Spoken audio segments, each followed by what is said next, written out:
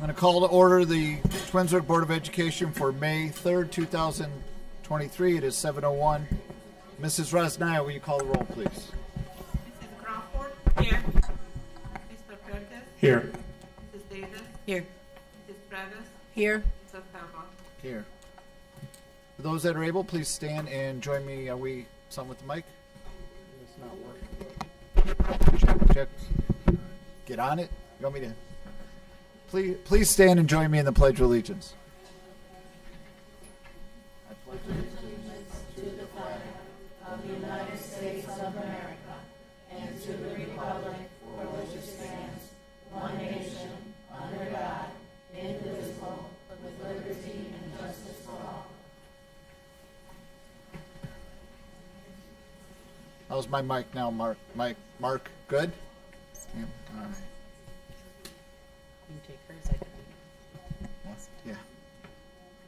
Yeah. We are at approval of agenda and addendum items, and we do have a couple items to read into the agenda under K4, suspension of contract certificated, resolved that the Twinsburg Board of Education accepts the certificated license and personnel recommendations in staff as detailed in addendum exhibit K4.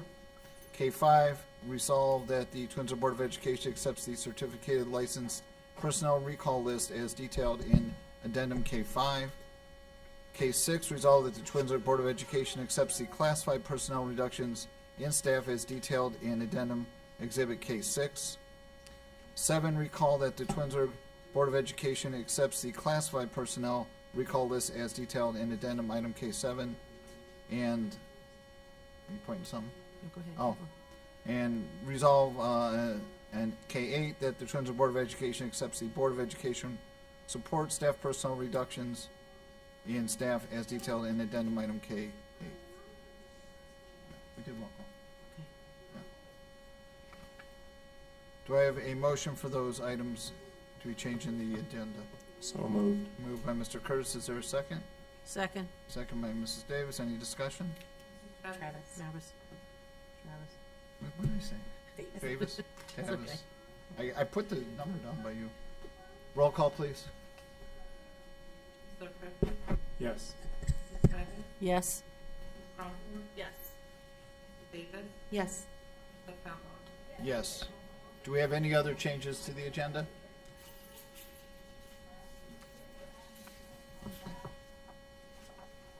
All right, seeing none, good evening again, and welcome to the students, staff, and families from Wilcox Primary, George G. Dodge, and Twinsburg High Schools.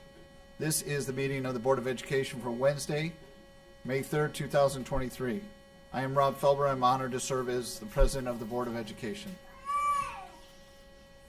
As a Board of Education, we're tasked with working with the administration on managing everything from facilities and operations to curriculum and finance. Tonight, I deliver a very solemn report. The decisions we must make tonight are heart-wrenching for the administration and the board.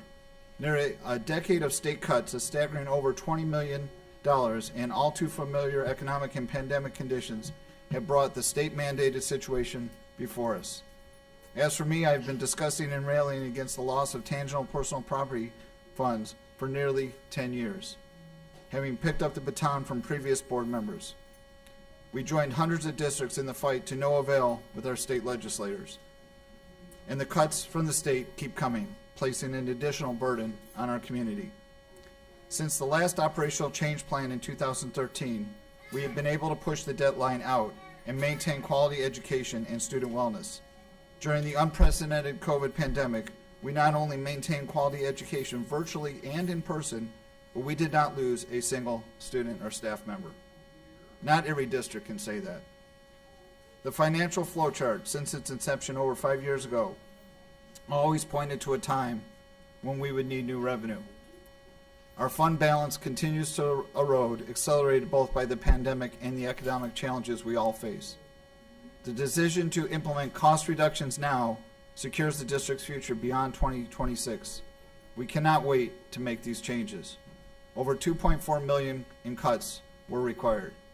And while we scrutinize in these reduced areas such as busing, software, and central purchasing, that wasn't enough. The reality, as you all know, is the schools are a people business. Over 85% of our expenditures are personnel, salaries, and negotiated benefits. Many of our neighbors across the state saw levies fail yesterday. While we all know that there are names, they're not just positions on the list to be cut. The reality is there's contract law in all of our union negotiated contracts.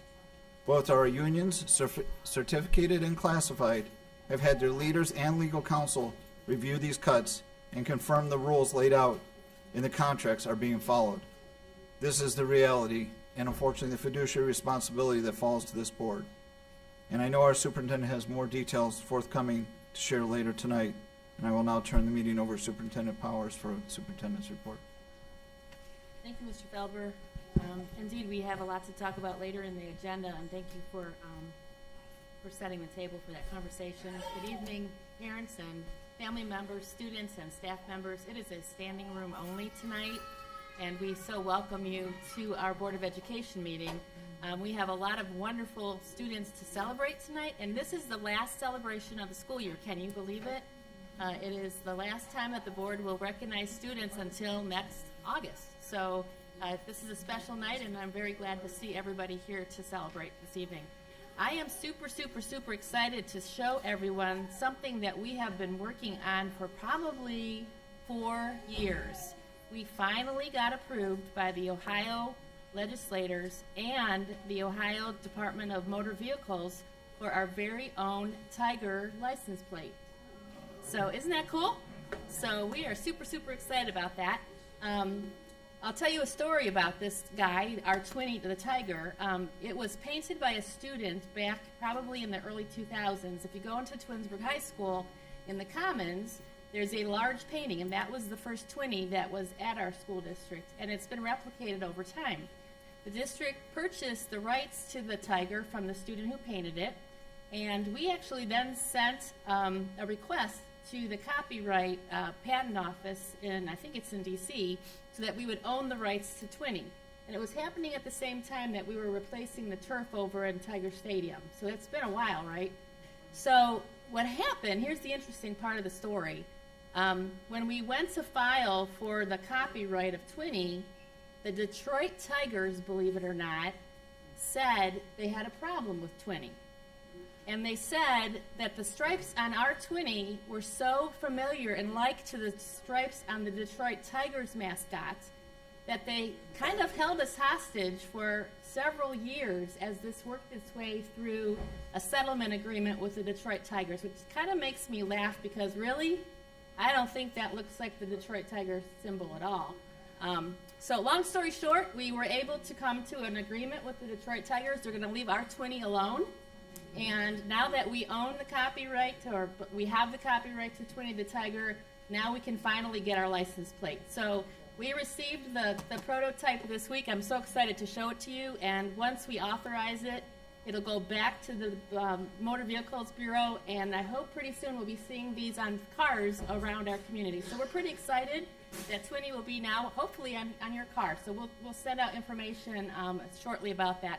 And to let you know, the proceeds, we get a little bit of money back from the Bureau of Motor Vehicles that will go toward all of our wellness initiatives here in the school district. So I think that's pretty cool stuff, and I was pretty excited to finally get to see it on a metal plate.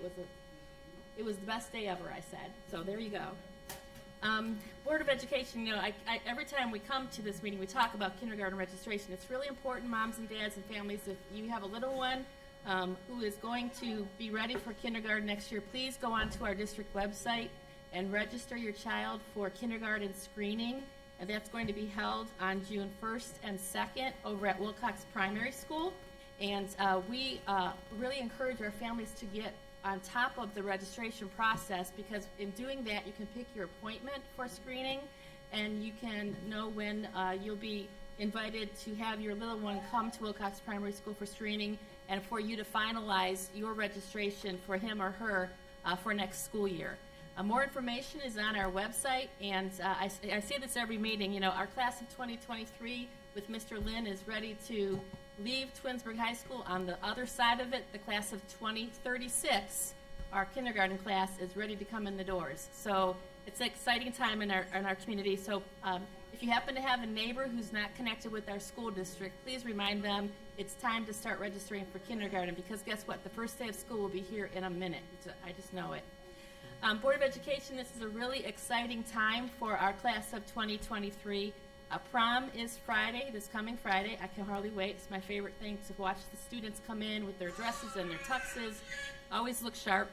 This year, as usual, it will be at the Signature of Solon, down in Solon, and the students just always have a wonderful time. Thursday, May 18th, is the annual Senior Scholarship and Awards.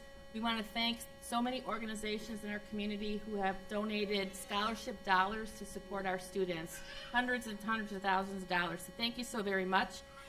Baccalaureate will be hosted at St. Cosmas and Damien Church on Monday, May 22nd. And also, this is kind of exciting for our Wilcox kiddos. On that Monday, the 22nd, our graduates are going to come visit you at your school, and they're going to have their caps and gowns on, and they're going to walk through your hallway one last time before they graduate from Twinsburg High School. They want to come see you, and they want you to see you to see them in their caps and gowns. So that's going to be a fun day on Monday, the 22nd of May. And then, of course, the big event is commencement on Tuesday, May 23rd at E.J. Thomas Hall. So we look forward to celebrating with the class of 2023, and especially celebrating with their parents who have been along the ride with us.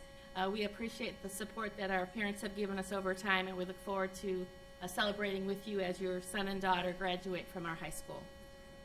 This evening, Board of Education, I will have one administrative report, and that's talking about the proposed fees for next year. And then as the board gets to the personnel spreadsheets on the agenda, we'll talk about the reductions in staff and the recall list at that point.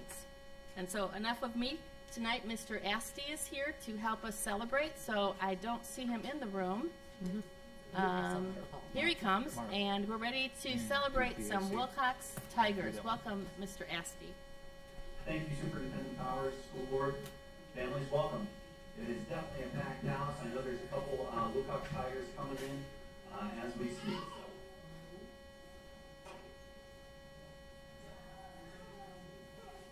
All right, so boys and girls, this and families, this is a celebration of students who have really shown in the eyes of their teachers for being responsible, respectful, caring, and safe throughout the school year.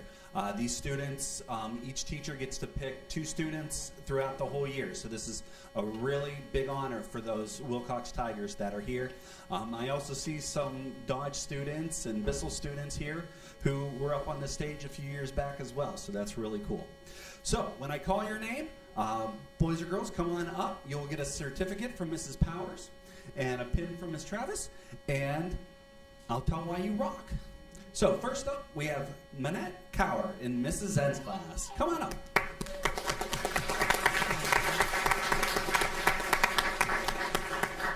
Manette is a very kind, caring, and respectful young lady. She always comes to school smiling and ready to learn.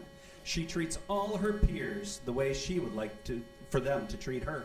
She is honest, empathetic, and responsible. Mrs. Zenz is so lucky to have her in her class. Wilcox rocks because of Manette.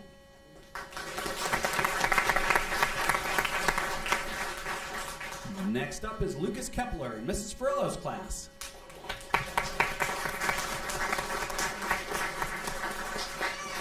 Lucas comes to school each day eager and ready to learn. He has such a positive attitude and always builds students up with compliments or helping them when they are struggling. Lucas is such a hard worker, and Mrs. Furlow knows he will do great things in this world. She is so proud to be his teacher.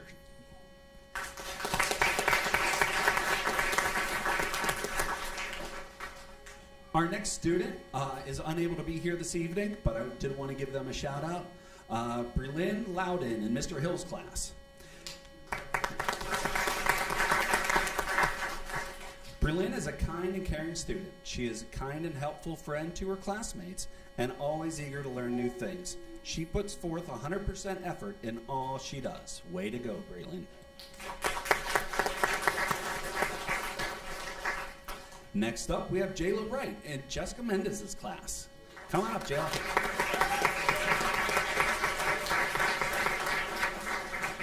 Jayla is a caring student with a big heart. She takes the time to help others and make sure they are included inside and outside the classroom. She is very reasonable and always willing to help. She makes the classroom a caring and enjoyable place to learn. Mrs. Mendez could not be more proud of Jayla, and Wilcox rocks because of you.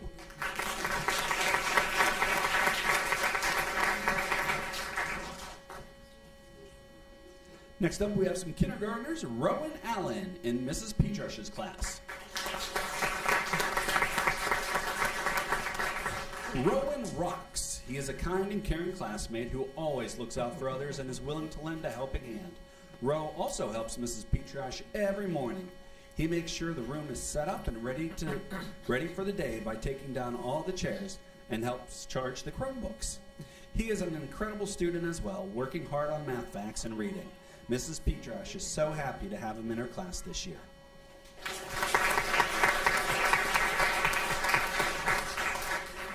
Next up is Alfonso Allen in Mrs. Troy's class.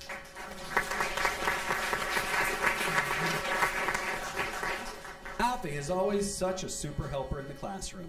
Each time a classmate has a question with the computers, Alfie goes out of his way to help.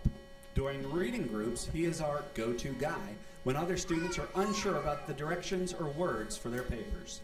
This way, the children working with Mrs. Troy are not disturbed, and everyone can do their best learning. He even helps Mrs. Troy when she is organizing the computer cart. Wilcox rocks because of Alfonso Allen.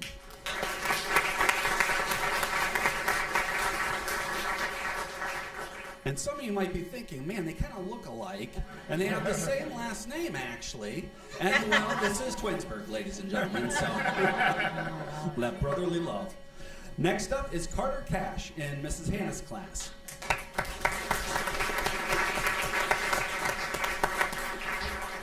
Carter is looking out for everyone. He takes time each morning to help the preschool students get ready for the day and make sure they are happy. Carter always gives Mrs. Hannah a reminder that today is going to be a great day. He has everyone's best interest at heart and just wants to make everyone happy. Carter makes Wilcox rock.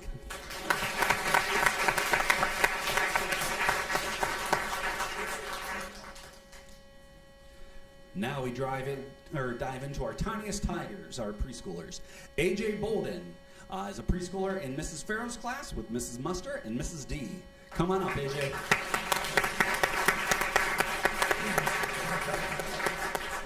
AJ is a kind and empathetic friend to others and will always come over to a friend that appears sad or distressed to try to cheer them up.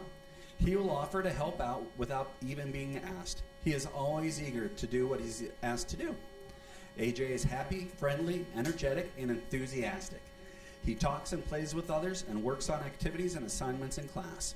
He willingly tries things out that are more challenging, which is very nice. Wilcox rocks because of you, AJ.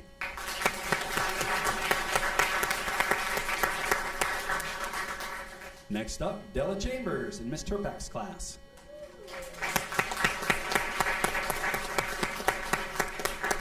Della is a wonderful student to have in class. She is kind, caring, and studious.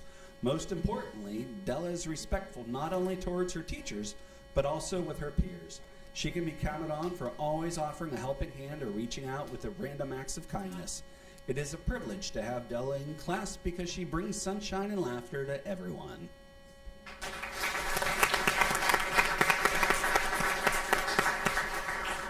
And last but not least, Jamie Rose in Mrs. Ryder's class. Come on up, Jamie.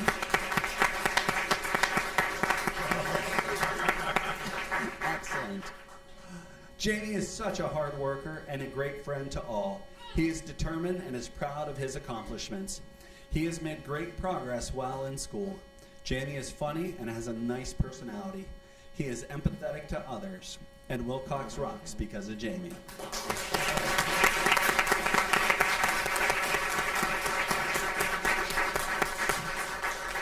So moms and dads, this is going to be a great opportunity for some pictures. So boys and girls, if you could, you're doing a great job. Just hold those certificates up and look straight out with those big smiles. And we're going to get some pictures of you guys, okay? So just keep smiling.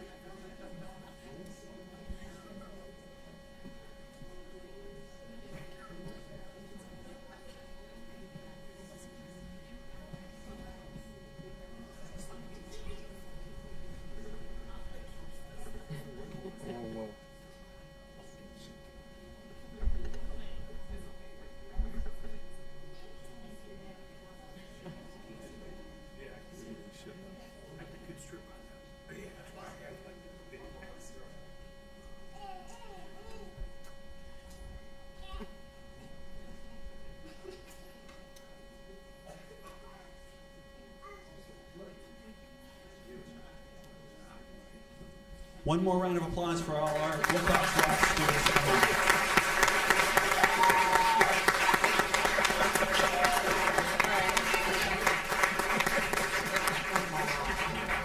All right, boys and girls, if you could go find your parents. And Wilcox Tigers, you guys can make your way out that back door by Mrs. Farthing over in that far corner, because we are going to welcome the Dodge students in to celebrate their Students of the Month, as well as some of their great accomplishments that are going on. Thank you, everyone. Thanks.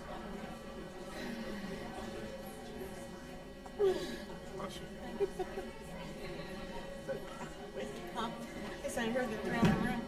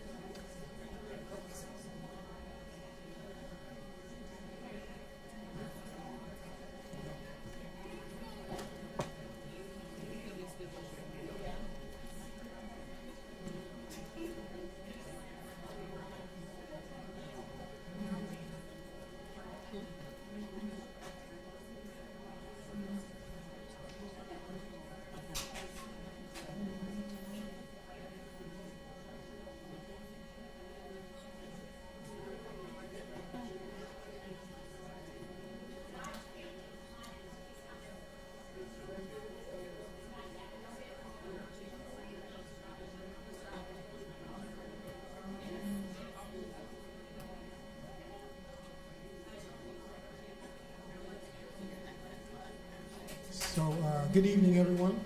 I know we are taking our time so all of our Dodge families can make it into the room. We're excited to be able to recognize so many great 4th, 5th, and 6th grade students at this board meeting. Just a couple quick building highlights. We are really excited that tomorrow, so all these young people need to get home soon so they can get rested, we have our Camp Fitch overnight field trip, so we're excited to bring that back live and in person, as well as the first half of our Greenfield trip to Michigan. So we got a lot of exciting things going on as we come to the end of the school year, but we're excited that they're all in person, that they're all unique experience that our students haven't had the opportunity to experience in person in 4 years. And so as we get ready to recognize our 4th, 5th, and 6th grade students, I want to share that microphone with our student leaders as well. But first, let me hand it over to Ms. DeVille.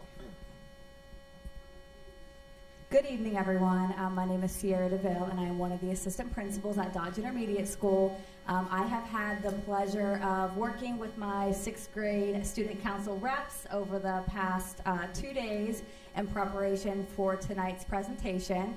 So tonight's presentation will look a little differently than it has in the past, only because we are combining our Student of the Month nominees from April and May.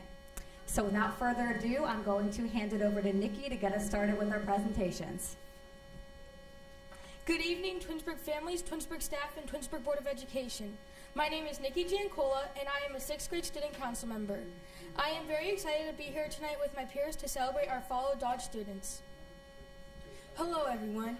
My name is Bryn Gaines, and I am also a 6th grade student council member. At George C. Dodge Intermediate School, we believe in following the 3 expectations of be safe, be responsible, and be respectful. My name is Aaliyah Edwards, and I am also a part of the 6th grade student council at Dodge. Dodge is a great place to be. We are a community and believe in supporting and uplifting each other. Tonight we will be recognizing the April and May students of the month. All of the students have demonstrated the 3 qualities of being respectful, responsible, and safe. These students are role models to us. The following students are Dodge's April students of the month. Miss Gria, Makerspace teacher, nominates Jeremy Pillack.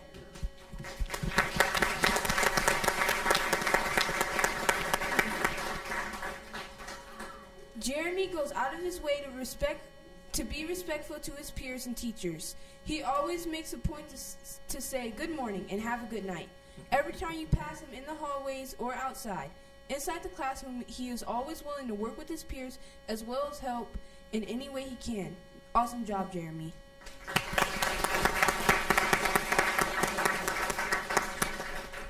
Mrs. Recker, a 4th grade teacher, nominates Taryn Logadici.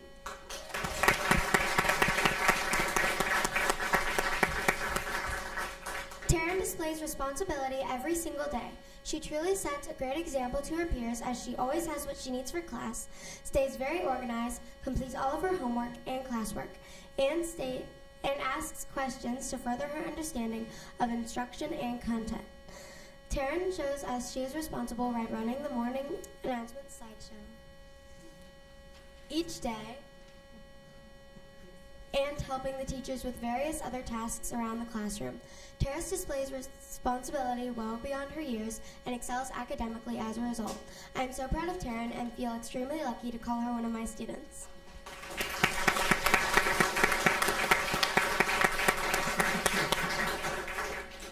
Mrs. Carterman, 5th grade teacher, nominates Ezra Ozer.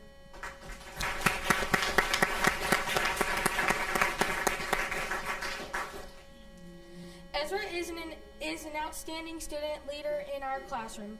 She is a role model not only by her words, but also with her actions. Ezra is always willing to help another student or a teacher in need. She works hard on her studies and pays attention to the details. Ezra is kind to her peers. Her choices are safe, responsible, and respectful. Hashtag Tiger Strong.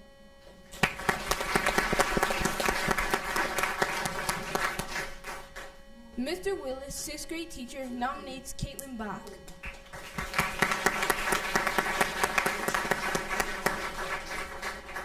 Caitlin is an overall outstanding student. She performs at the top of the class in academics and is a positive role model for other students. She always approaches her schoolwork with a positive, determined attitude and helps steer others in the same direction. She leads small groups and is able to assist others when necessary. Caitlin is always a leader in our morning meetings and is willing to share stories about her life outside of school. She and her sister Adeline are always participating in various dance recitals / competitions and bring that positive energy into the classroom environment. Awesome job, Caitlin.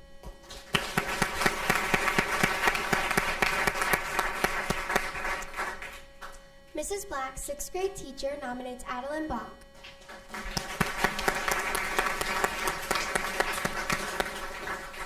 Adeline is a joy to have in class. She was chosen as Student of the Month because she works hard and is kind to her classmates.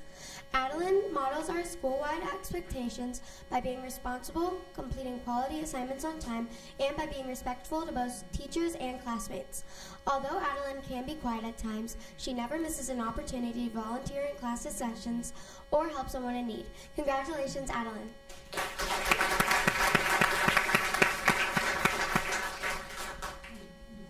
Mrs. Schneiderman, 4th grade teacher, nominates Rachel Couch.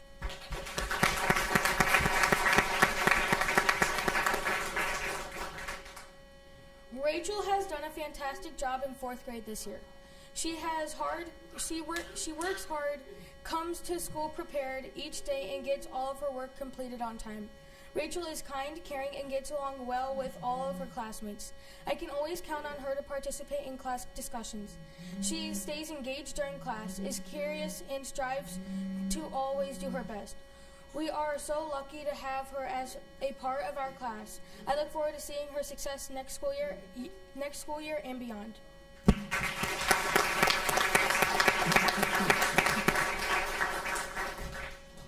Mrs. Henready, 4th grade teacher, nominates Zoe Tall.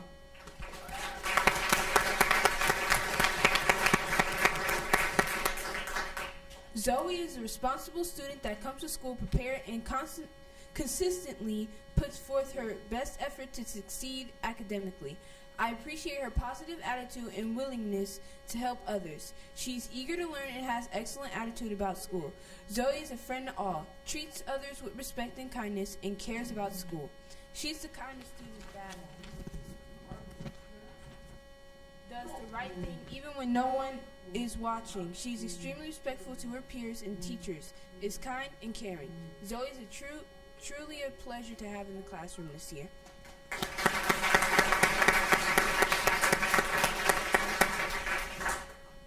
Mrs. Madden, 6th grade teacher, nominates Ian Bolin.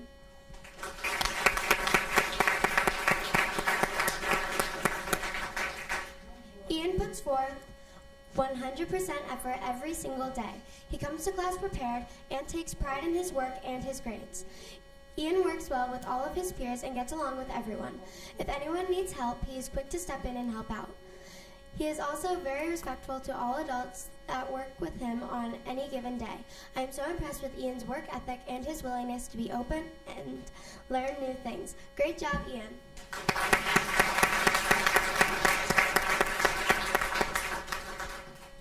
Mrs. Etcher, 5th grade teacher, nominates Aaron Roppel.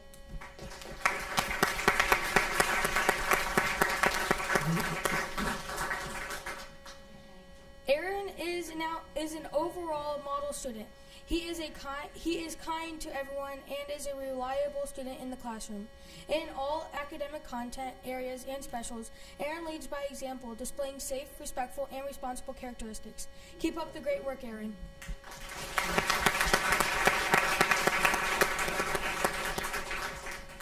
At this time, this concludes Dodge's April Student of the Month presentations.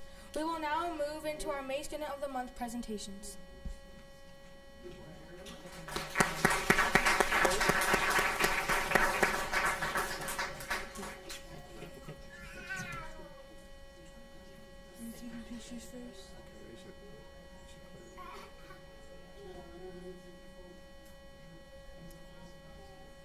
At this time, we are going to take photos of our April Student of the Month nominees.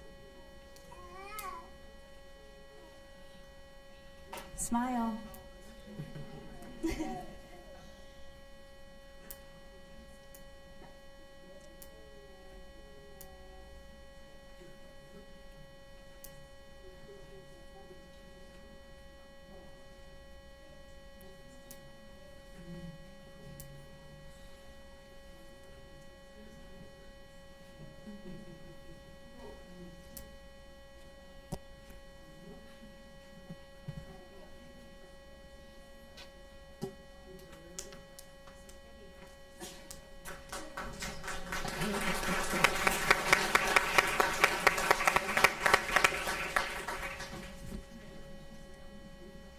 Mrs. Case, physical education teacher, nominates Ben Zimmerman.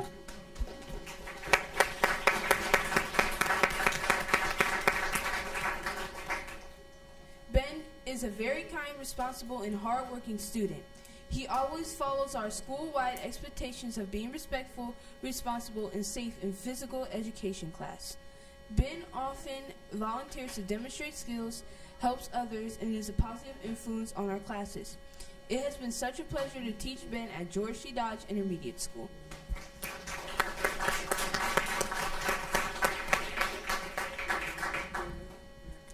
Mrs. Fetterman, art teacher, nominates Asha Shakawar.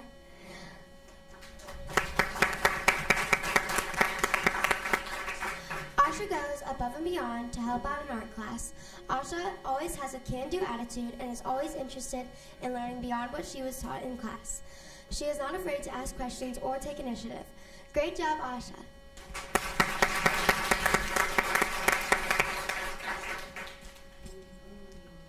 Mrs. Brinley, 4th grade teacher, nominates Bailey Leskovic.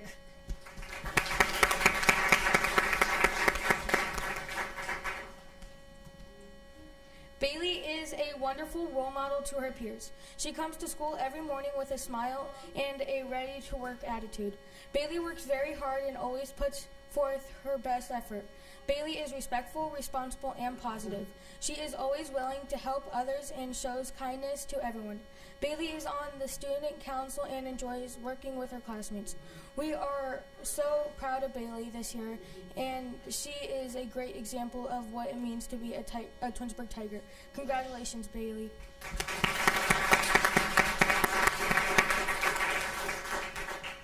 Mrs. Sublack, media assistant, nominates Levi Harris.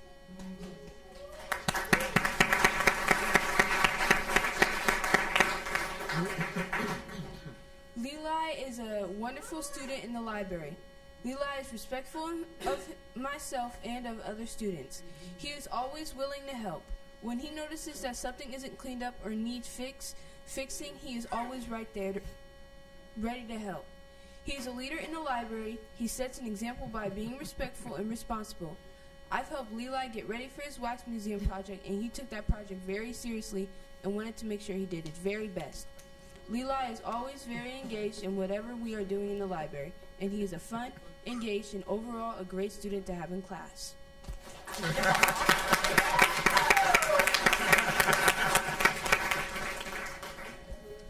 Mrs. Breton, 6th grade teacher, nominates Samantha Rocco.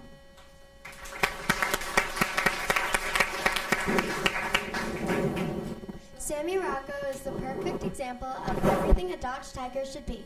She follows our 3 main rules of being safe, being responsible, and being respectful every day. She is a quiet leader both in and out of the classroom. She works hard and is an active participant in our lessons at school. Her homework is always complete and done well. She is kind to everyone and is willing to help if there is someone who needs it. It has been a pleasure to have Sammy on our team at Dodge this year. Keep up the good work and you will go far.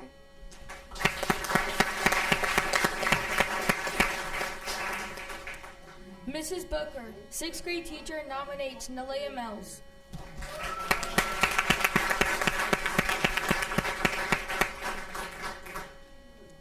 Nalea was primarily chosen to receive the honor of Student of the Month because of her resilience, pleasant disposition, positive leadership, and responsible behavior. She has proven to be perfectly imperfect human being with a refreshing spirit that lights up the classroom with a friendly smile and contagious laughter. Nalea is an intentional hard worker that seeks to produce the best quality work no matter the task. Nalea is epitome of a well-rounded young lady that loves to learn new things and explore all opportunities. She has been a delightful joy to have in class this year. Awesome job, Nalea.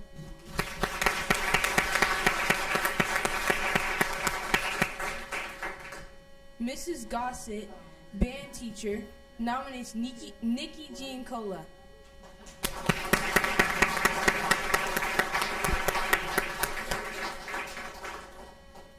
Nikki is always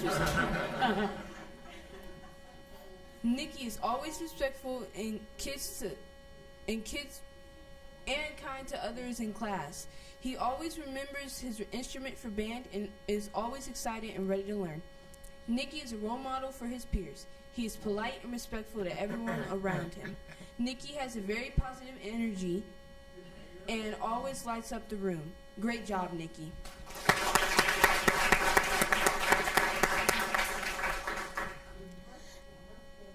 Mrs. Becker, 4th grade teacher, nominates Ava Austin Shields.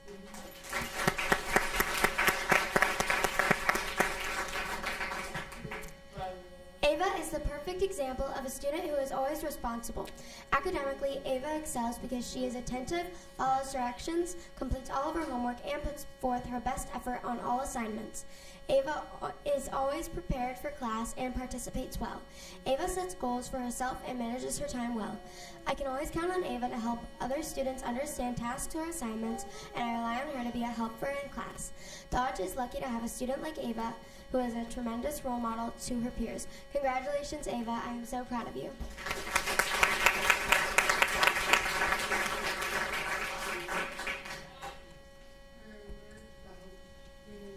Mrs. Victor, 4th grade teacher, nominates Calypso Mosley.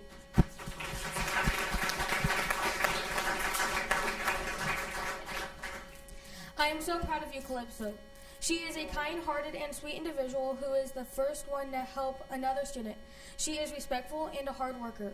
Calypso, you will go far in life. Keep up the great work. This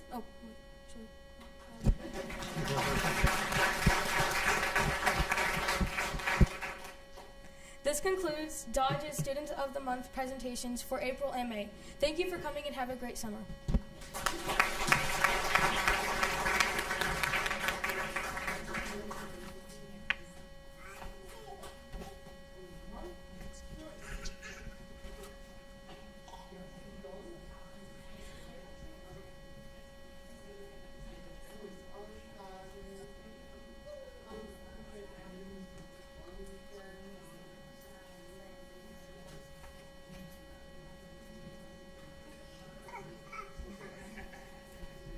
Nice job, boys and girls. All right, you guys can take your seats. Thank you very much. Before the Dodge teachers sneak out, I want to also thank all of our Dodge teachers for being here tonight. Most over in the right-hand corner behind you.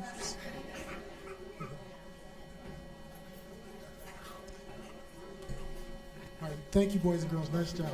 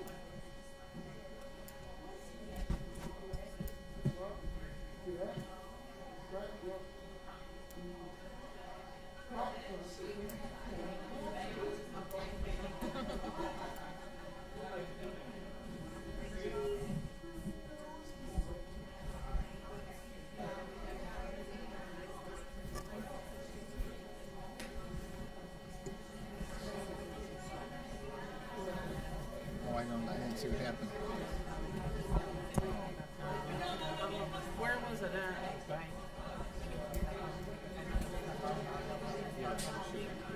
Oh, yeah, Mark saw that.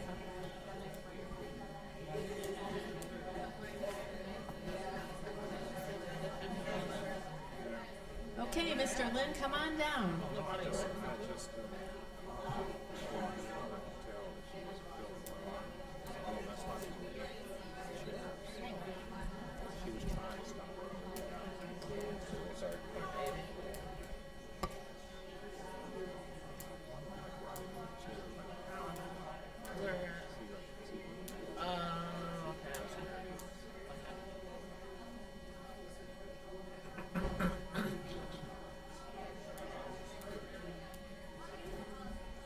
All right, good evening, ladies and gentlemen of the board, distinguished guests, Superintendent Powers. Thank you for the opportunity to be here this evening.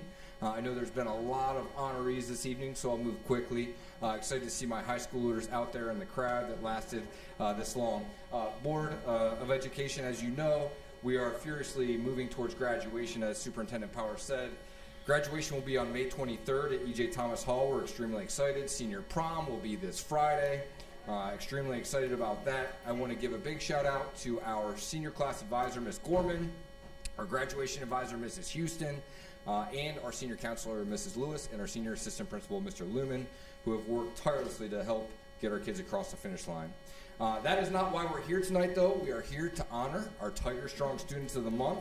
And these students that are here with us tonight are nominated for their demonstration of the Tiger 3, respect, right choices, and responsibility. First and foremost, I'll read the teacher nomination. We have a couple students who couldn't be here tonight, but I'll read the nomination, and then we'll just give them a round of applause, and then we'll call the students that are here up. So our first student of the month is Ria Balani. She's a 10th grader that was nominated by Mr. Pornchak and Mr. Khan in 2 successive months. The nomination states, Ria is a leader in orchestra. She's very respectful and a role model for others. She's our principal violist and is an OMEA Regional All-State Orchestra student. Mr. Pornchak stated that Ria is taking 2 honors level math classes at the same time, AP Stats and Pre-Calc Honors. She's not doing just well, she's excelling at a very high level. She continues to get high marks on assessments and makes it look easy. Personally, Ria had to deal with a tragic loss in her family this past quarter. I give her so much credit for persevering and staying strong during a very difficult time in her life. She handled perhaps better than most adults would. She is one of the most mature, dedicated, and diligent students I've ever seen. Congratulations, Ria Balani. She's not here tonight, but let's give her a round of applause. Our next nominee is here tonight. Come on up, Ella Grummet. Bring your artwork, Ella. Congratulations. Grab a pen. I would also like to say hi to Mrs. Grummet, her mother, who teaches at the high school, who's awesome as well. So Ella was nominated by me and Miss Little, and Ella recently won the 3rd honorable mention at the PTA Reflections Visual Arts 9 through 12. So congratulations, Ella. That's a great award, and that's a statewide competition. It's a great award. Great job, Ella. Ella's a 10th grader. Ella represents responsibility, respect, and right choices day in and day out. She is always willing to help in the classroom, whether it's with helping a friend or her teachers. She was always exhibiting the right choices and has truly shown her responsibility this school year. She enjoys spending time with her friends and playing games in the classroom.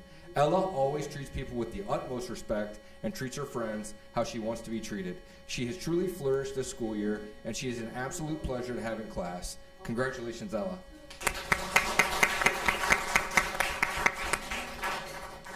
Our next student of the month is Sophia Seplow. Sophia, come on up.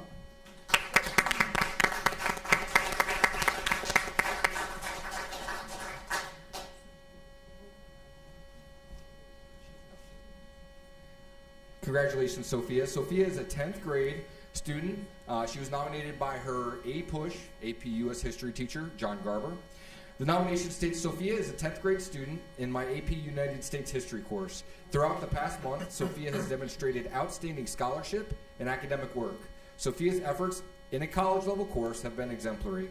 Her work ethic and preparation outside of the classroom is admirable. Moreover, Sophia's writing is insightful and analytical. She regularly contributes during class discussions in meaningful ways. She is always ready to work collaboratively with her peers. I am pleased to recommend Sophia Seplow for Student of the Month. She is a very deserving nominee for her dedicated and committed efforts, both inside and outside the classroom. Congratulations, Sophia.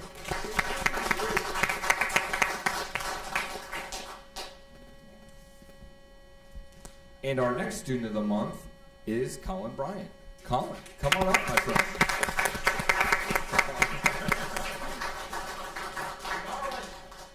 Colin B. Good job. We have a lot of fans here in the building tonight.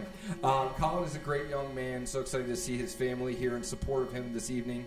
And Colin won the Special Artist PTA Reflections Visual Arts 9 through 12 winners, and he won the overall award of excellence in his category and was recently honored along with Ella at the state competition. So hold up your artwork there, Colin. And you can see Ella over here as well. Hold that up. So you can see what talented artists we have. Very proud of you both, and Sophia as well. Colin represents right choices, responsibility, and respect all throughout his day. He always puts his best foot forward and puts 100% into everything he does. Colin is very artistic and has many different talents, including playing multiple instruments. He is constantly striving to be better.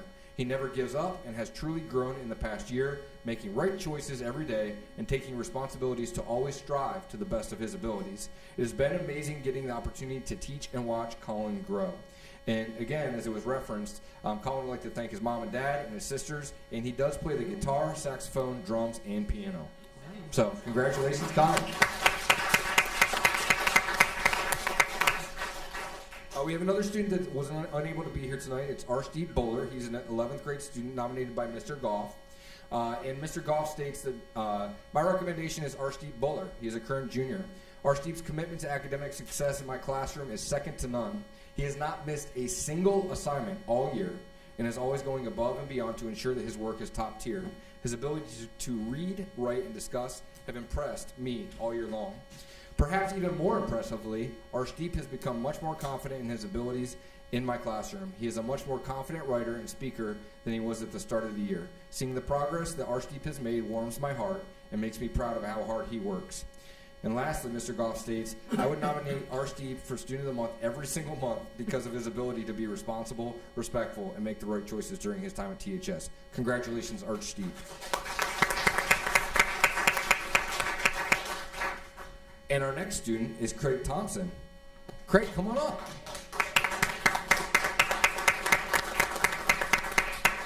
So Craig exemplifies the traits that we are looking for in our PBIS Tiger Strong initiative. In regards to respect, he calmly engages with his peers and adults. He can sit if he wants. Good to see you, Craig. Craig smoothly navigates through his daily routine, making right and comprehensively correct choices in various situations, academically and pre-vocationally.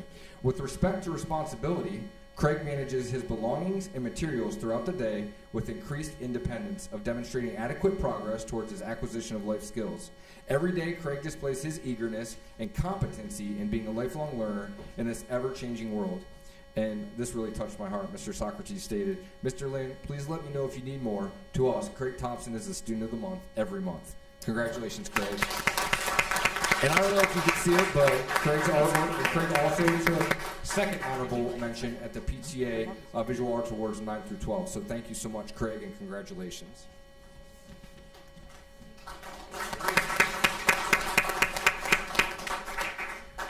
And I'd also like to thank Mr. Socrates, Miss O, Miss Plassard, and Miss Critchlow, who all came out in support of our students this evening. So thank you all for being here. And last but not least, we have three very deserving candidates. One of them couldn't be here tonight, but let's give a round of applause for Alyssa Weitz-Carver. She's an 11th grade student. And Alyssa was an alternate at the state gymnastics meet and was going to be recognized in April, but we had a little bit of a weather before that board event. So some great things about Alyssa. She PR'd on the floor with a 9.35, bars of 9.15, and a vault of 9.125. She was all-conference second team. She was a state bars alternate, and she qualified out of sectionals to the district tournament in all-around bars, beam, and vault. Congratulations, Alyssa. Thank you. And we have two more students this evening. Aaron Winfield, I see you back there. Come on up. Congratulations, Aaron. So Erin is a 10th grader, and I was telling Erin that I was going to say this on the mic. Watching her floor routine and Josie on the vault at the state tournament was a highlight of my year. Erin delivered a complete strike on her floor routine. It was flawless. And I told her, I said, gymnastics is a pressure-packed sport. You have one time to do what you've trained for all season long, and Erin just went down there at Hilliard-Bradley High School and rocked it. So you're a pressure player. Good job, Erin. So Coach Maggie says Erin came second in all-around in her meet on January 6th. She PR'd on the floor, 9.35, bars 8.5, and vault 8.7. She placed second at sectionals on the floor. At sectionals, she qualified to the district tournament on floor and all-around. At district, she advanced to the states on the floor. Erin says that she would like to thank all of her teachers, especially Mr. Dianetti, and she would also like to thank her parents and her tutor, Maisie. And she says, without all of you, she wouldn't be where she is today. So congratulations, Erin. And last but not least, Josie Davis. Come on up, Josie.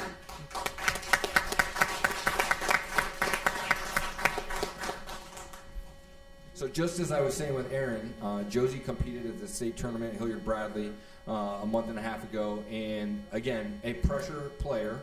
I was there, I was just watching this in awe, and I'm like, wait, they only get 2 tries on the vault? And Josie just warmed up, and she went for it. She was amazing, and Josie's also just such a great young lady. Coach Maggie states that Josie had PRs, including a vault of 9.225, bars 9.025, beam 9.0, and floor of 9.4. Josie won the beam at 2 meets. She was Alyssa's bars runner-up at 2 meets and won at our home meet on 12.27. At sectionals, Josie advanced to the district tournament in vault, bars, and all around. From district, she advanced to the state tournament on vault. She was first team all conference, and she was a Suburban Conference Player of the Month in January. Congratulations, Josie. And before we end with Josie, she would like to thank her entire family, but I just loved her interesting fact that Josie stated that she read 75 books throughout the year in 2022. So let's give it up for literacy. Thank you very much, ladies and gentlemen. I truly appreciate you being here. Thank you for all of our talented students. It's my pleasure to be your principal, and it's my favorite thing to do is honor our outstanding students. So thank you. If we can get a quick picture, and then we will adjourn.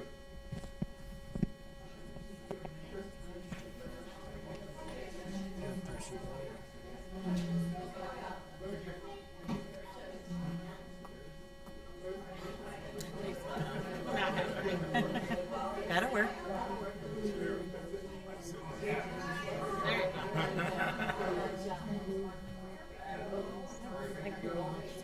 All right, guys, let's see Tigers on 3. 1, 2, 3. Tigers! All right, let's give one more round of applause.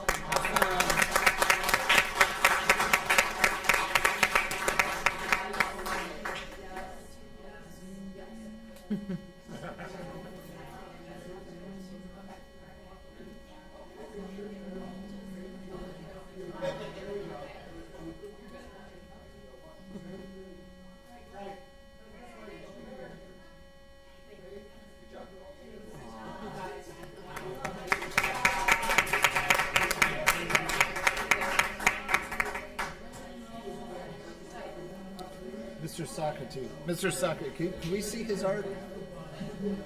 And this gentleman, can he turn his art? I want to see it.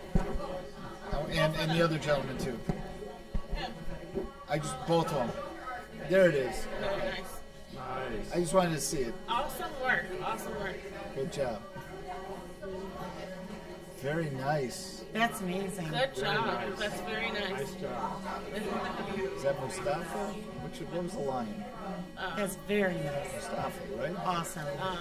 Scar was the bad one. Mustafa? Mustafa. So cool. Mustafa.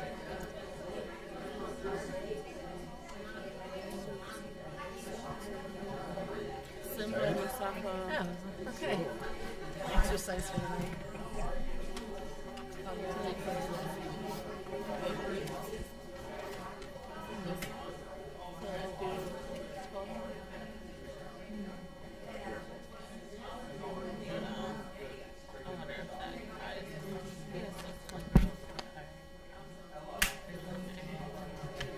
Committee?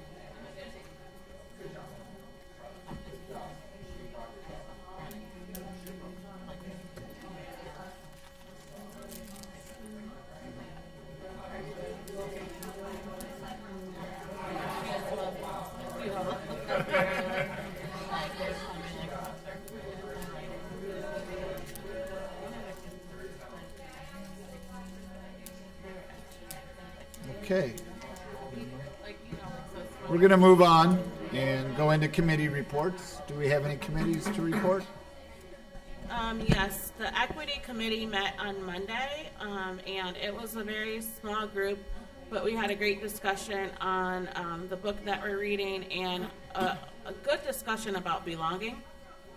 And it got to talking about in the classrooms and how the students belong and how they feel, and we were talking about like different things with organizations and sports and just making sure that they feel like they're included. So we had a longer discussion than we expected regarding those topics, but it was very much needed. And then we spent the last of the meeting trying to draft the policy or where we're going to meet with that. So good, productive meeting. Other committee? Yes, so I actually have a couple of things to report on. So first, the Business Advisory Council met on Tuesday the 25th, and there was a presentation by Michelle Washington of the Ohio Association for Career and Technical Education. She kind of went over, kind of ways that the business advisory councils can have on school districts' career and workforce readiness initiatives. So it was a pretty extensive presentation that she gave, very well done. And then Mr. Popovich gave a recap of the job fair that was held on March 14th, and pretty good showing based on the numbers that he had. We had double the amount of vendors this year as compared to last year, and he said between 500 and 600 students were in attendance for that. So very good event, very well done. And then he also gave a connections update as well as a career readiness infographic as well. So the next meeting is scheduled for May 30th at the Twinsburg, the public library. The next update I would like to give is the board, the Ohio School Boards Association Board Cabinet. We had our first meeting, and at that meeting, the folks that were there to engage us were there were a number of people. Nicole Piscatani, who's a lobbyist, she gave an update, a legislative update, along with Jennifer Hogue, who's Director of Legislative Services. But our special guests that were there to provide a presentation and update were Paul LaRue, the State Board of Education. He's president of the State Board of Education, and then Martha Manchester. She is vice president of the State Board of Education. So they shared information regarding third grade reading guarantee, substitute teachers, and talking about what's going on around the state. Also the Grow Your Own Teacher program initiative, and also busing as well. As you can imagine, there were robust conversations based on the board members that were present, as well as myself, kind of speaking about how their districts are being impacted by these various things. And so one thing that we all know, that it's not just a Twinsburg thing, it's something that's going on all around the state, especially with subs and busing. So there were some, recommendations that, some suggestions that we put out there for them to consider at the state board level, and understanding that they only have so much power as a board. A lot of what they do is in response to legislation that is drafted in the General Assembly, so they're more in a reactionary position. We also had a lot of discussion around the legislation that's being proposed for the governor's office to kind of take over the Ohio Department of Education and really drastically reduce their role as board members. So I found that interesting, their perspectives of that. We made our voices very clear. I think the consensus was that we felt that it was overreach on behalf of the legislature, and these actions were not really warranted. But they're kind of in the middle, so they're trying to not make people angry, but also kind of stand their ground. They mentioned that they did draft a resolution against that legislation and submitted that to the General Assembly. They heard nothing back, shockingly. They spent about an hour kind of question and answer and going over things. And then the legislative update spoke to the voucher bills that are currently being proposed, the ODE restructuring, which I kind of talked to you about, tax reform, House Bills 8, 70, 38, 135, and Senate Bills 17 and 49. And again, this is all stuff that we've kind of talked about, that either Mrs. Powers has spoken about or myself has spoken about as well. So, at this juncture, these bills are moving through the General Assembly right now, and that the OSBA has testified on most of these bills, and in opposition where necessary, and continuing to fight on behalf of school boards around the state. So, just wanted to give you an update with respect to our first cabinet meeting. All right. Any other committees? All right, we do not have need for executive session in E and G, so I will go back to item H, administrative reports. Thank you, Mr. Felber. Mr. Curtis, thank you for representing us on that committee. You will have firsthand knowledge of really good information, so I find it very interesting. I appreciate you. Board of Education, this evening, as we do annually, I want to present the proposed academic fees, pay to participate fees, and breakfast and lunch prices for the upcoming school year. This year, as discussed at the Finance Committee as well as during a work session of the board, we are going to be increasing our integrated preschool and kindergarten preparatory preschool tuition by a bit. So up here are the proposed tuition prices for both of those programs. $1,750 for our integrated preschool program, otherwise known as IPP, and then KPP, kindergarten preparatory program. The tuition cost for the coming school year is $2,100 per child. With regard to our academic fees for students from preschool all the way through 12th grade, our integrated preschool preparatory program fee is $75, and our kindergarten preparatory program is $85. Primarily, those fees are used to buy snacks for the children. They come in during the school day, as well as other consumable materials used to support our preschool programs. In grades K, the proposed fee for academics for kindergarten is $80 a child. Grades 1 through 3 would be $90 a child. Grades 4 through 6, $105 a child. Our middle schoolers in grades 7 and 8, $95. Grade 9, $50. Grade 10 through 11 is $50, and grade 12 is $55. These fees, as I said, pay for a lot of consumable things, pay for some of the programs that we use in our classrooms, pay for art fees, pay for science fees. Annually, Mrs. Farthing pulls together a very large spreadsheet, makes the recommendations to the Finance Committee, and that is then brought forth for your consideration. So those are the academic fees being proposed for next school year.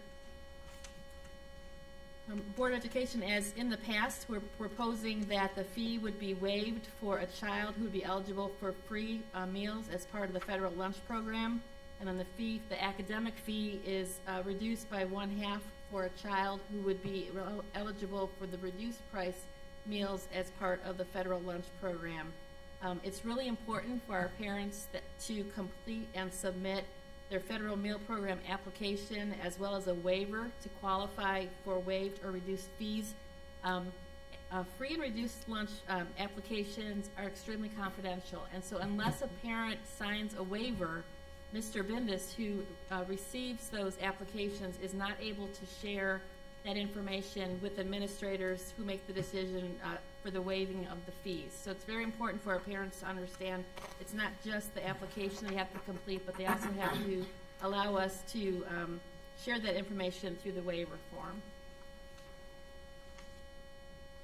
Board of Education, this evening, as discussed in the work session, also at the Finance Committee meeting, we are proposing that our pay to participate fees increase from 25% of the total cost of running the programs to 30% of the total cost of running the programs. This is in line with the work that was authorized by both the board as well as the Ohio Department of Education through our expenditure reduction plan, which was part of the fiscal precautionary notification that we received from the Department of Education back in December. And so trying to get to that mark of over $2 million, the board had discussed this previously tonight. The proposal is before you for formal approval, and that's to increase the fees by 30%. Again, it's 30% of the total cost of the program. It's the uniforms, it's the advisors, transportation costs, entry fees, facility rentals, et cetera, et cetera, et cetera. Mr. Strickland and Mr. Mr. Strickland and Mr. Desmond and Mr. Fantone pulled together these very complex spreadsheets to help us figure what the proposed amount would be, and we appreciate your consideration this evening for that increase to 30% to meet the requirements of that expenditure reduction plan. Continuing to other things here related to pay to participate.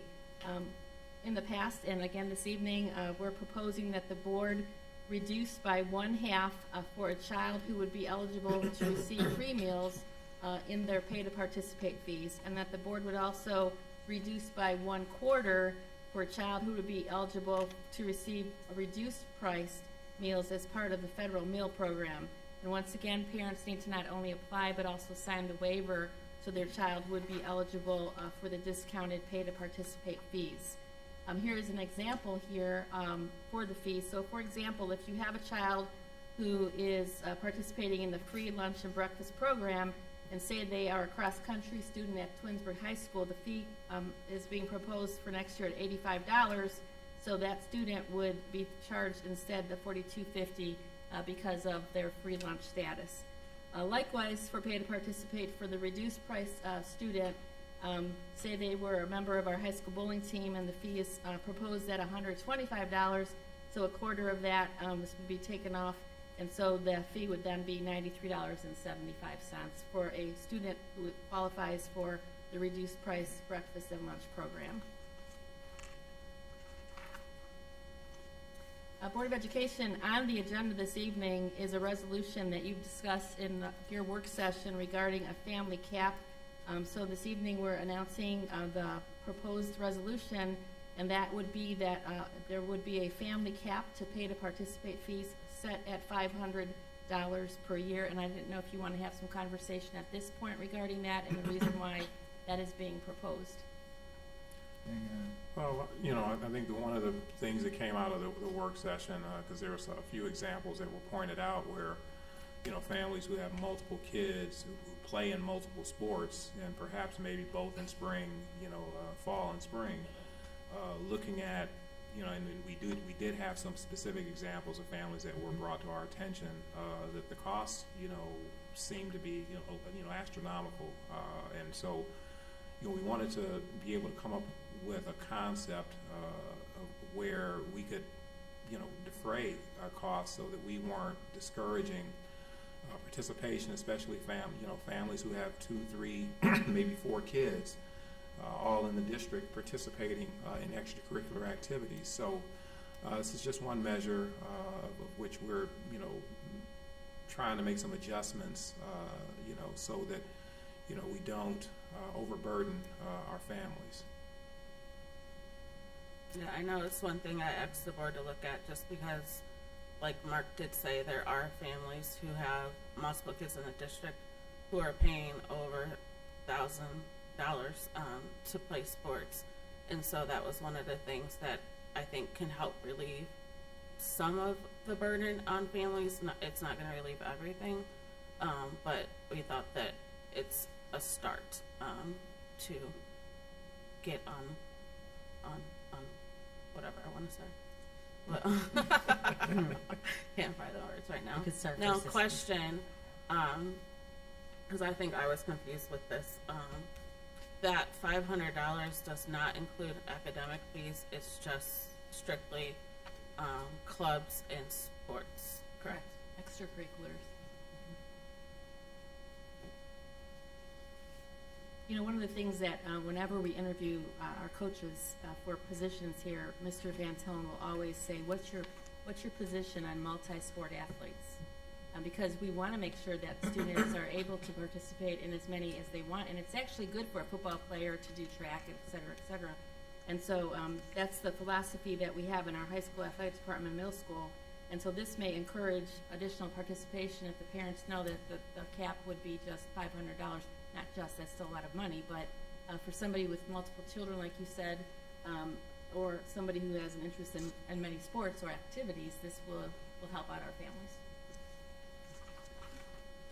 Yeah, it's definitely going to be helpful for larger families. I mean, I came from a family of 5 kids, and we would have appreciated something like this back when I was in school and our family was in sports. But it is just like, as Rhonda was saying, a step to help, you know, alleviate some of those fees for sports, especially for the larger families. I appreciate that. Yeah, the larger families, we still, I mean, the $500, like we still have football at $400, so that's one of the issues. It's just some of those sports are way too high, which I see our football program going down with that amount of money. I don't see a lot of students being able to pay that. So that's the other issue when it comes to that. I know one of the things I talked to the board before was a payment plan. There are families that who can't afford to pay that right away, who don't have it with their jobs to be able to, pay right when that deadline is set. So if we could implement a payment plan to help those families, that might help more participation as well. One of the things, Mrs. Rosnaya and I could look into seeing how that might be set up to assist for next school year. We can present to the finance committee when we get our information together.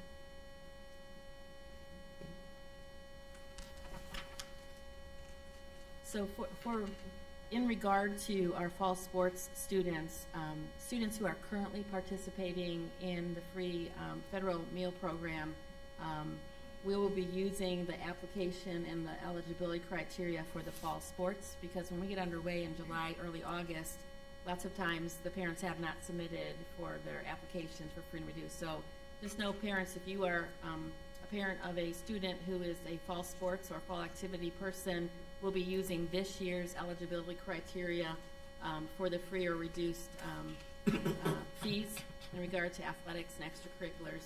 But then moving into our winter sports and our spring sports, that's when it'll be important for your application to be up to date, as well as your waiver to be on file with Mr. Bindus, so that he can authorize the sharing of that to those who would be processing those fees. Board, I'm going to ask Mr. Strickland to just explain this next slide. As you know, on the agenda tonight is a resolution to approve pay schools. In the past, we would be using an online portal called Easy Pay, and this was the year that we had to make some decisions about changing. I'm asking Mr. Strickland to explain why we changed and a little bit about pay schools. Sure, yeah. Good evening, board. Good evening, community. The switch to pay schools wasn't necessarily something that we were looking to do or wanted to do, but for the past several years, we've been in an agreement with Easy Pay, and that is where families would log in and pay their school fees on our website through that portal. Easy Pay was purchased by Pay Schools, so their service end is no longer supported. So when we talk about Mr. Bindus, if you've not had the opportunity to meet him, he is our food service director, and he's an amazing person. He's been doing a lot of manual work all school year long. The whole back part of his day, and even sometimes from home, he's spent sending families manual notices that their balances are low, answering emails and that Easy Pay would have normally done auto features, but they've no longer supported that platform. So it made sense for us to look at Pay Schools because they've acquired Easy Pay. We did do our due diligence and brought in several different vendors to look at on the fee schedule side.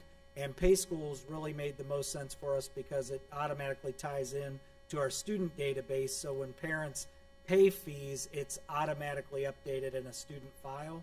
Whereas the other vendors that we looked at that are available in our area, we would have to do manual data pools, which is labor intensive on our side, increases our time against it. So when we weighed it all out and looked at it as a committee, Pay Schools really was the best option for our families and for the district. And a quick question about that. When you say that it automatically shows the payment? Sure. So let's say it is a zero balance for lunch, you pay something at 6 in the morning. Will that show up that quickly? So that's a different program. Okay. That's a different program, but it's automatic. So Like it'd be a if they low pay their fees, particularly if you get to a situation where a sport eligibility or graduation or anything like that, it's instant because it's direct communication with Dazzle, with the student database. Perfect. This is not the food one, so we're using a different service there. Thank you. But that program will also be automatic.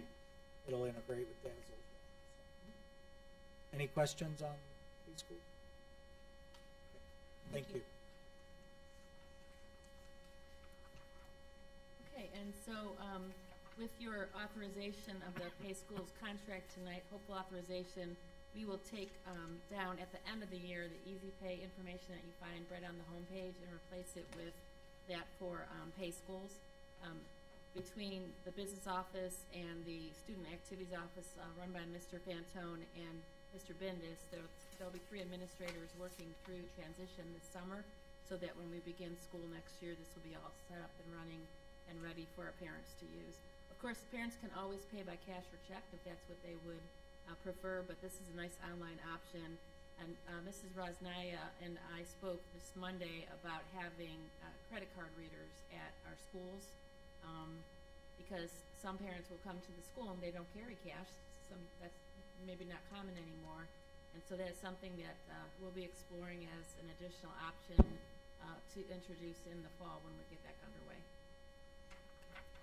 So switching to our breakfast and lunch prices for next year, I'm pleased to inform you that after studying the trends and having lots of discussion, Mr. Bendis and Mr. Strickland are not recommending increases to breakfast and lunch fees. This is the same as it was this year.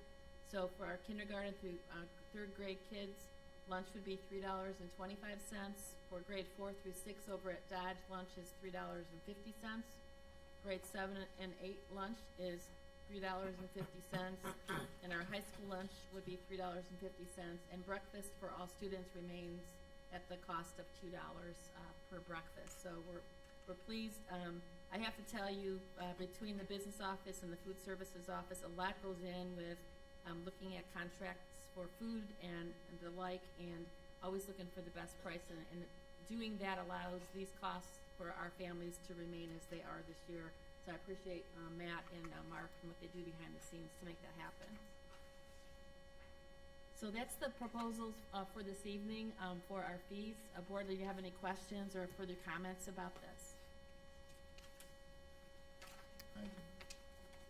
Question, when we finally approve the food part, will there be 2 separate logins that parents will have to do?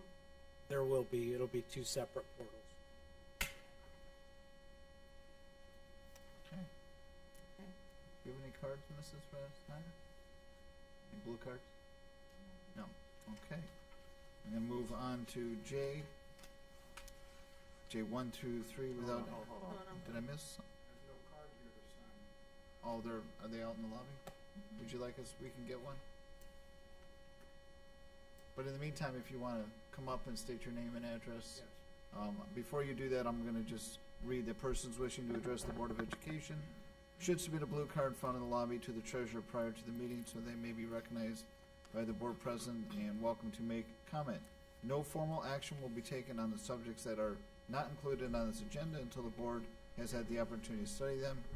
Comments regarding personnel must be submitted in writing through the office of the superintendent.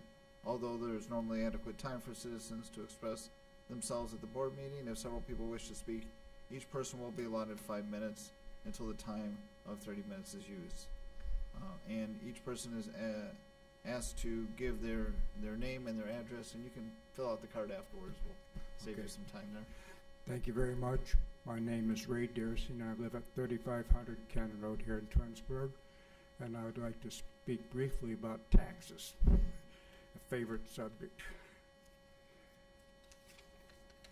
I'll be very brief. Our district is facing a $2 million deficit in fiscal year 25, requiring us to make cuts in the amount of $2.1 million now, the way I read it. For the past 12 years or so, the state has made numerous changes to the state funding formula, which has effectively reduced our district revenues from the state to be made up by our residents. The Treasurer's report shows that real estate taxes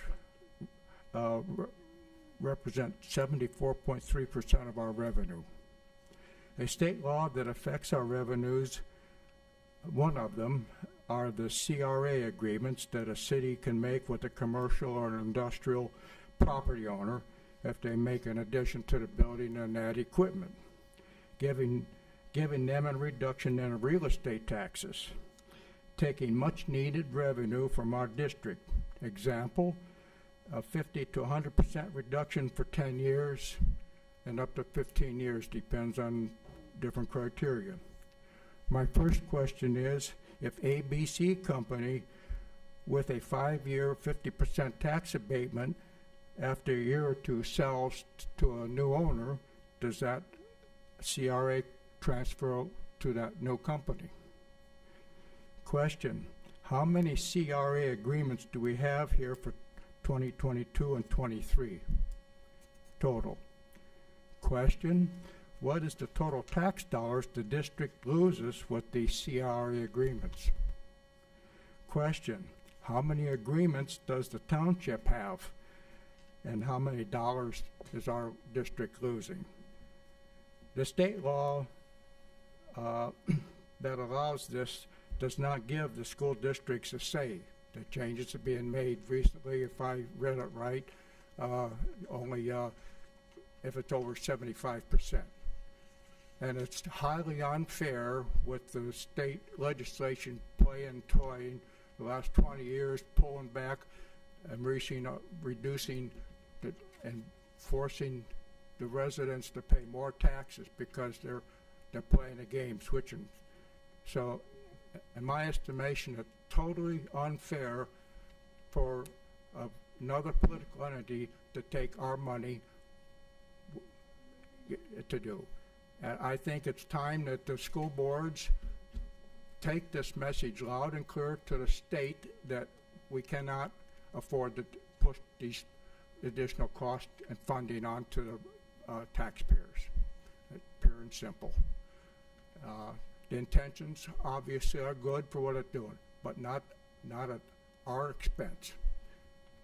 Thank you very much. Thank you, Mr. Deersing. And if you leave a phone number or something with our treasurer, sure. we can try to get that information. I do want to point out, Mr. Deersing, one particular part of tax abatement, that's not money we're losing. That's not money. It's money that we wouldn't get if they were assessing it. In other words, if they're giving them a 50% reduction, we're getting 50%. We're not losing. We're just getting 50% less to that term of that agreement. Well, that's the reason I want to make clear. If those agreements were not in existence, what difference totally additional monies would we receive? Because the cities and the township, they use those as incentives. I know there's total calculation. That's, that's pure and simple. What is the effect of that on us? That's a simple question that everybody should be aware of. I mean, I think it's been capped at, unless they go over 75% abatement, we have no say. Right. And you don't. I assume. I don't assume anything.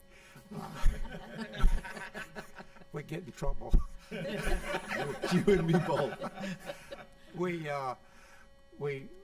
I think basically what I'm trying to say is our residents and taxpayers in Twinsburg needs to know what affects what's taking place in Remindville. They're a part of our school system, and the township, and here collectively, what is that figure? Ballpark, And again, that voice would be best also at those various municipal meetings, because that's where those decisions are being made. Excuse me, I'm also at a disadvantage because for some reason I'm getting on in years and I don't hear as well as I used to. My wife says the same thing. All right, I'm going to fill this out and leave it. We'll endeavor to get that information to you. Right. Thank you. Thank you for your time. Are there any other cards? Okay, thank you for that. Now I'll move on to J, and I'll read 1 through 3 without objection. J1, resolved that the Twinsburg Board of Education approves the following meeting minutes: regular meeting of April 5th, 2023, and special meeting of April 10th, 2023, as sent to the board under separate cover. 2, resolved that the Twinsburg Board of Education accepts the following financial reports of the month of March 2023: bank reconciliation, cash summary report by fund, cash summary report by fund and special cost center, disbursement summary report, and investments portfolio as sent to the board under separate cover. And 3, resolved that the Twinsburg Board of Education approves all the expenditures for the month of March 2023 as reflected in the above named reports. Do I have a motion for those 3 items? So moved. Moved by Mrs. Travis. Is there a second? Second. Second by Mrs. Davis. Any comments, discussion? Roll call, please. Yes. Yes. Yes. Yes, and those three items pass 5-0. And we are now on K, action items personnel. I will read 1 through 8. K1, resolve that the Twinsburg Board of Education approves their certificate licensed personnel and/or contract recommendations detailed in the attached exhibit as per the dates, terms, and other applicable conditions specified pending satisfactory ORC background checks. 2, resolve that the Twinsburg Board of Education accepts the classified personnel and/or contract recommendations as detailed in the attached exhibit as per the dates, terms, and other applicable conditions specified pending satisfactory ORC background checks. 3, resolve that the Twinsburg Board of Education accepts the supplemental contract recommendations detailed in the attached exhibit as per the dates, terms, and other applicable conditions specified pending satisfactory ORC background checks. 4, resolve that the Twinsburg Board of Education accepts the certificated license personnel reductions in staff as detailed in addendum exhibit K4. 5, resolve that the Twinsburg Board of Education accepts the certificated licensed personnel recall list as detailed in addendum exhibit K5. 6, resolve that the Twinsburg Board of Education accepts the classified personnel reductions in staff as detailed in the addendum K6. 7, resolve that the Twinsburg Board of Education accepts the classified personnel recall list as detailed in addendum exhibit K7. And finally, resolve that the Twinsburg Board of Education accepts the support staff personnel reductions as detailed in addendum K8. Do I have a motion for those 8 as read? So moved. Moved by Mr. Curtis. Is there a second? Second. Second by Ms. Travis. Obviously, I alluded to some of this in my president's report. Probably one of the darkest days in my nearly 10 years. But we do have a fiduciary responsibility along with many of the other responsibilities that we're here to fulfill. We've seen the financial statements. We had 5 treasurers review items even in the past year. Financial fiscal flow chart that we've been using for years has detailed this. Add in a tremendous expense with COVID and the economic conditions that we all face. This is where we're at, and to keep the district solvent, I see no other way than to move forward. So my intention is to approve this, and I'll open the rest of the floor for discussion.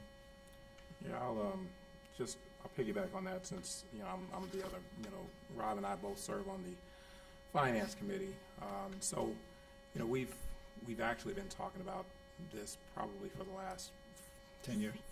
10 years, but I think 4 or 5. We've kind of given presentations and updates, with respect to what the 5-year forecast is, what's projected to happen. As Rob has alluded to, we've had a number of other outside eyes, on this as well. Many meetings. We've had work sessions, presentations during regular board meetings as well. So this is actually the action that we need to take is actually to impact what would likely happen 2 or 3 years from now. So we're not waiting until that time for something to happen. We need to act now in order for this to happen. In order for us to kind of continue to push the line out as far as we can. The last time that we were faced with doing this was when none of us were on the board. 20, yeah. It was right before 2012. Tina and I came out with the operational change plan. So, exact same circumstance, a lot of the same financial issues, facing the district, but we're in different times now, especially when you look at the pandemic. We're still facing a significant reduction in revenue dollars from the state. And now that being said, we haven't sat by idly either. Mr. Dersling mentioned, going down to the State House, and we've been doing that consistently. I've personally testified, worked to draft bills to kind of prevent dollars from going out of our coffers to charter schools. We've actively, participated in a lawsuit to stop the outflow of dollars going for voucher programs. All of these things impact our current circumstance. In addition, every 2 years, our funding formula changes the state. So we're in the midst of trying to really lobby the legislature to keep the fair funding school model intact for the duration of the plan. It's a 5-year plan, so we're working to continue that and keep that in place. Well, that takes time, that takes money, that takes effort to continue to lobby not only our local legislators, but also those that serve on the committees that actually make these things happen. So that being said, we'll continue to do all of the things necessary to generate more revenue. But in so generating revenue, unfortunately, we're in the unfortunate position of having to make cuts. And again, the last time that we had to do this, was a while ago, and we're back full circle. That being said, I don't think any of us up here take any of these decisions lightly. These are very difficult times, and it isn't something that I personally take any pleasure in doing. But as Rob has mentioned, also as a board member, I have a personal fiduciary responsibility to make sure that the district does everything that it can to remain solvent, to continue to, as best we can, to provide the programming that we provide to our students. And the overwhelming majority of our budget, over 80%, is people. And we're in a people business, and unfortunately, some of these things are unavoidable. So this is a fluid process. Things will continue to change. We'll continue to look at things and make adjustments when necessary. So this is just another step in a long process. So I just wanted to make sure I spoke to that. Other comments? Yeah. So you've prepared your president's report and talked about it, and I hate reading off things, but I'm going to have to, because just to keep me focused, so I don't ramble more than I do. So as Rob had said, we've been on the board for 10 years, and I'll say this is probably the most challenging time since serving, and today is probably the most challenging meeting that I have been a part of. And because we're mandated by the state at this time to make reductions, we are in a very difficult position. We're tasked to let people go who have done an amazing job in our district and have really made a difference in our students. That makes this really hard, especially hard. And every single person in this district does play an important role and does have impact on our students. There are some that have more direct impact and direct interaction with our students on a day-to-day basis. But that is not to say that those who aren't in the classroom with this, who aren't in the classroom with the students do not make a significant impact as well. And whether I agree or disagree as to who will be reduced and how extremely difficult those decisions were to be made, it doesn't change the fact that we're required to do this by the state and to follow with this plan of reduction, expenditure reductions. And we are losing some very valuable and dedicated staff, and it hurts. And what makes this service on the board, it makes it just a very difficult time for our service. But every one of us here are committed to being on this board and working for our schools and community.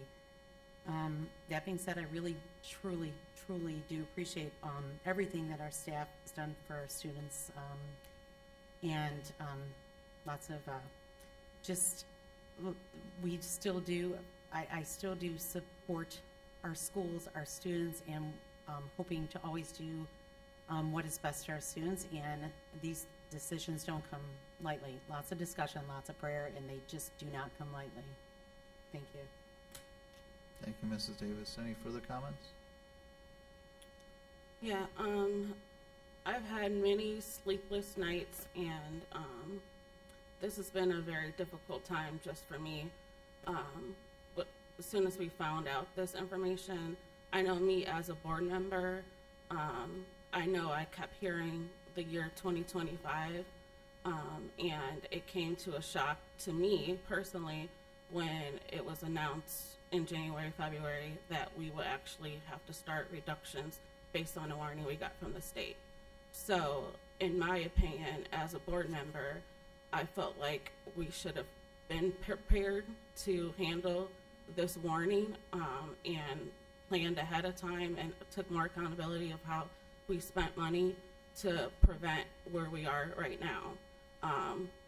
I think everybody is valuable in the school district, so to cut any staff hurts myself personally, and the fact that we have to, even though I know that the board doesn't decide on what positions when it comes to the contract is cut, it's still it's sad to see, teachers,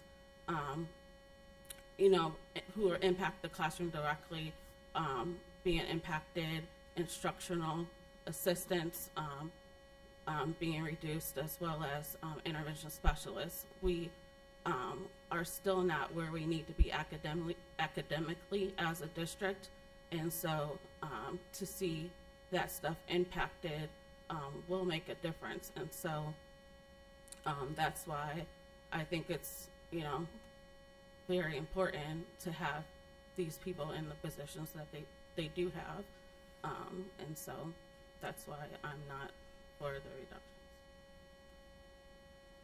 Any further comments? Yeah, come on now. First of all, I think a good explanation, not that we haven't all tried to do that explanation, but to the community, this was not a decision that was made because we're going to keep Leah and let Keena go. There's no name involved in this process. I need a full understanding of the people in our community that there are contracts between both the teachers union and the classified union. Within those contracts, when contracts are written in school districts forever in time, there is a clause in there directed by their legal consultant that talks to them about if this were to happen, you have to have some guidelines in your contract. So they have in their contracts exactly how our administrative team had to function to decide and what positions, not people, what positions were going to be reduced. So this isn't about a person. This is not about somebody doesn't like somebody. This is not anything that has to do with anything of that nature. Our administrative team functioned based on the union contract. I received verification a couple of times now that the union leadership sat with our administrative team and reviewed the paperwork listing the cuts so that it was followed by their contract. None of us want to see this happen, but I want to make sure that we're very clear that this wasn't haphazard. This was not done to talk about any individual. Every one of our employees in this district is precious to this district, and we don't want to lose anybody, and that's the bottom line of it. Another point to be made here is in our special ed department, staffing is dependent upon how many special education students we have. So once again, the cuts that are happening in classrooms, we talk about special education teachers or classroom assistants. Much study was done in our pupil service department on exactly how many students are in special need, of what type of special need, of what type of services are needed, and in which building they sit. So there has been movement, people have been adjusted, and some of the cuts are a result not of anything but the fact that we don't have the student that needs that position. So again, very thoughtful, very diligent in the work, very checked and double checked. And so, we've known this. I'm 40 years in this business. This isn't the first time I've seen this happen. I'm sure it's not going to be the last time I've seen it happen in districts around us. The ESSER fund people in our district and districts across the state, people spent money out of the COVID money and hired staff. And those staff were clearly told, if you come to do this, we'll give you the opportunity, we will give you the job, we will give you the experience. If we have openings when COVID ends and you've done a great job, we're going to look at you and you have a chance here. But if there's no opening, you will be gone at the end of the money. So when we look at the cuts of people going that were involved with our district, paid for through the COVID or ESSER funds, these staff members, including an administrator, knew that when that hit the end, if there were no positions, they would be out looking for a job. So again, it was very clear, it was very straightforward. No one was given any information that was hired through those COVID funds to be in our classrooms. They understood it. It was very clear to them. I too say thank you to everybody, not just those being cut. We have touched every department. We have touched technology. We have touched bus routes. We have touched contracted services. We have gone through a list of a multitude of places to take care of eliminating dollars and cents. And when it comes down to it, the only way to meet what we need to meet is to hit the people. And again, we're heartbroken over it. None of us want to do what we're doing tonight. We're very thankful to all of you for everything that you're doing. And again, it's fluid. Things will change between now and July. Other things will happen in our district, and some of the people that are on this list may not end up having to be on this list by July 10. So we will hold our fingers crossed. We will monitor this. We expect our administrative team to monitor this, and we will stay diligent in what we're doing as a board. Thank you. And I'll just say, like, I know personally, like, yeah, I know that nobody's picking names and doing all that stuff, whatever, but when it comes down to it, I just felt like as a board, we didn't have enough time to make the right decisions that were needed to be made. So that's where I stand on that. As far as the other stuff that you mentioned, when I'm a volunteer in the schools, I'm in the schools constantly, and I see what it looks like to be in those classrooms, what it is to handle stuff. And so, unfortunately, those cuts do impact. It does impact stuff as well. And I think if we're in a reduction time, we also have to buckle down when it comes to everything, when it comes to travel, when it comes to expenses, when it comes to making copies, when it comes to everything. Like, if luxury positions can't happen, like, everything has to be looked at. If we're in a time where we have to cut money, then we have to look at cutting a lot of different things. I'm going to add a further comment because I'm going to take objection with the comment that we haven't had sufficient time. I've been on this board quite a while. I've talked about finance. You can go back to many meetings, and I'm sure Mrs. Powers and Mr. Kurz can recall previous finance meetings where I've made comments about a shovel not going in the ground until we can operate the district, with the operational funds we need. Apart from this unusual time where we had a treasurer retire and a new treasurer come on, we typically still would have had 2 5-year forecasts presented to the board, and I believe you've been on the board over a year.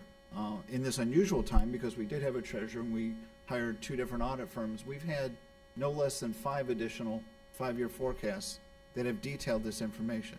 Yeah, We have been, 2025. we've had, well, it's a 5-year forecast and it's fluid and it's, Yeah. and But then why was most people shocked when they said, oh, we're going to do reductions right now Who's because we most got people? the warning? Most of the board. I've heard other people comment about it. So we Well, can ask sit up your here for a colleagues here. I'm titter not chat. shocked. Is any- Because no one, why was there never a discussion in 2022 about reductions? That conversation happened in January.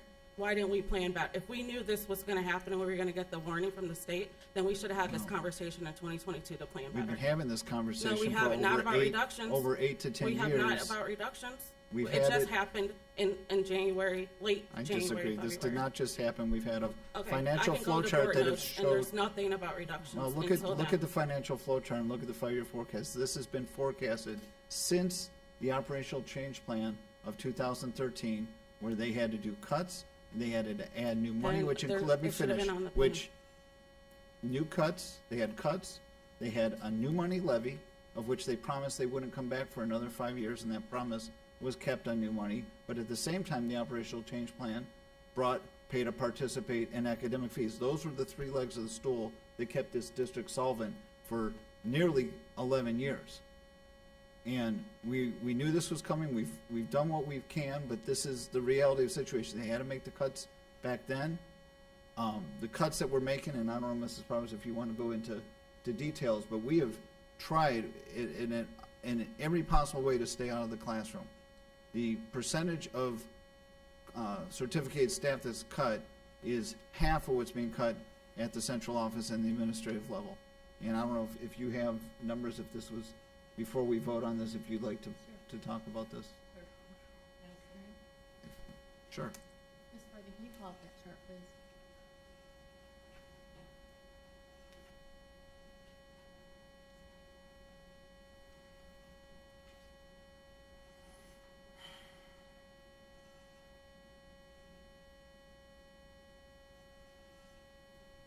Nope, wrong chart. This one? Oh. Yeah, it looks different than what we have. So what are you showing?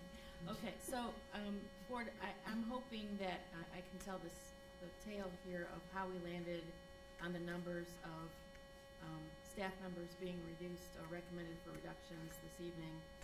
As was said multiple times, this is the hardest thing that you do as a Board of Education, because we're in the business to build, not take apart, right?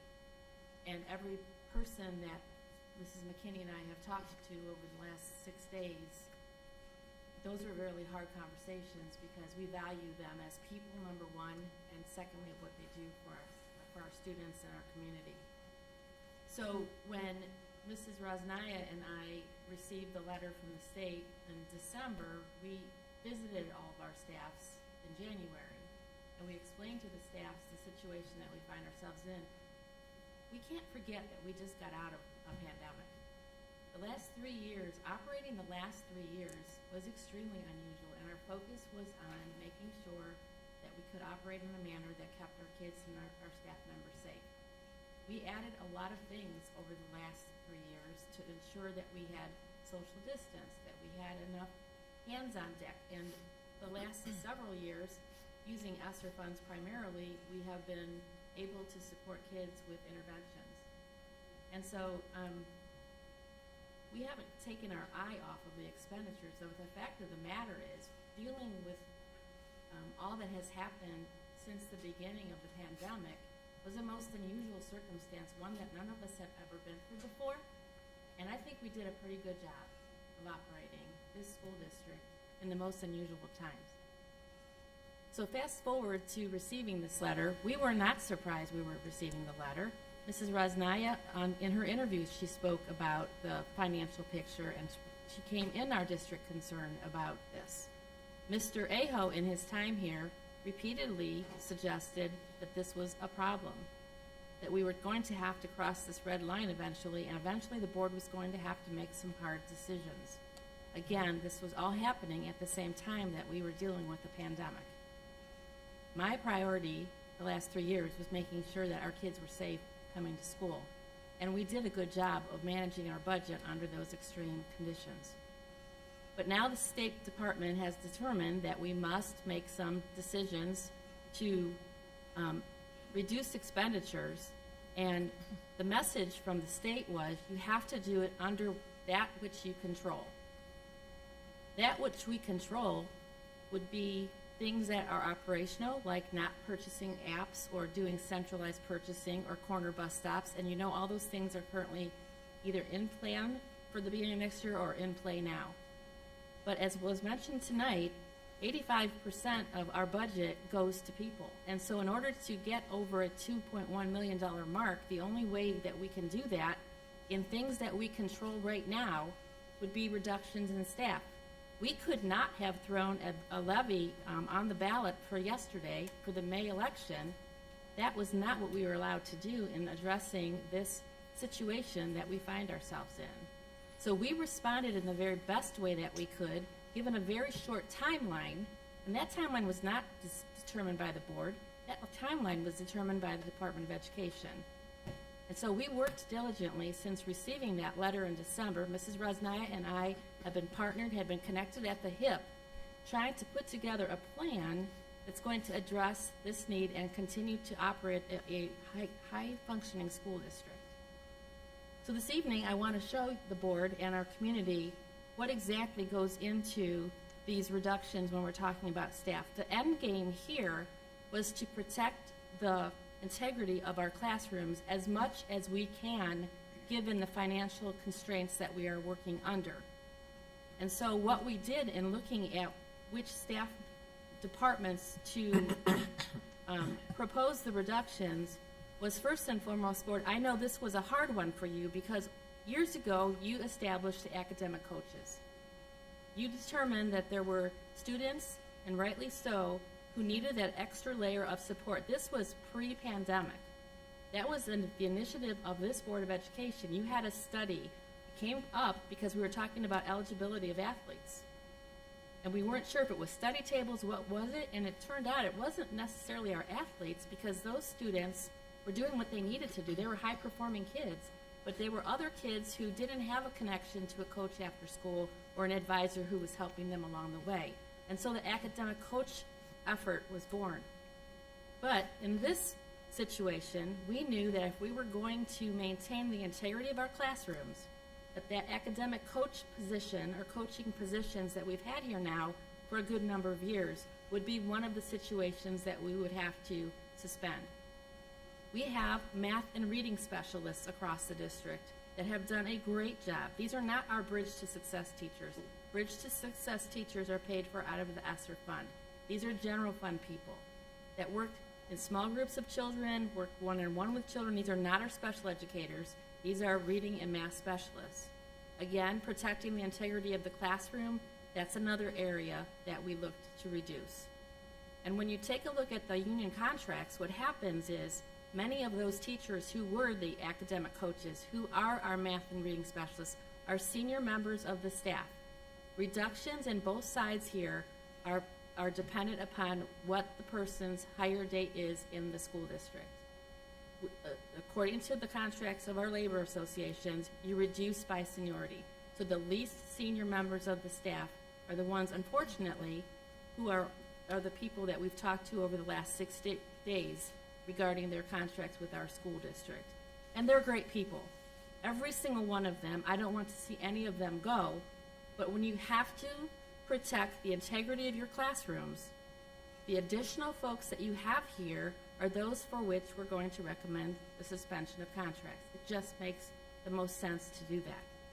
So in looking at this big picture, how do we arrive at more than $2 million for this expenditure reduction plan? Some of the things here were relatively simple in the decision because we have educators who are retiring.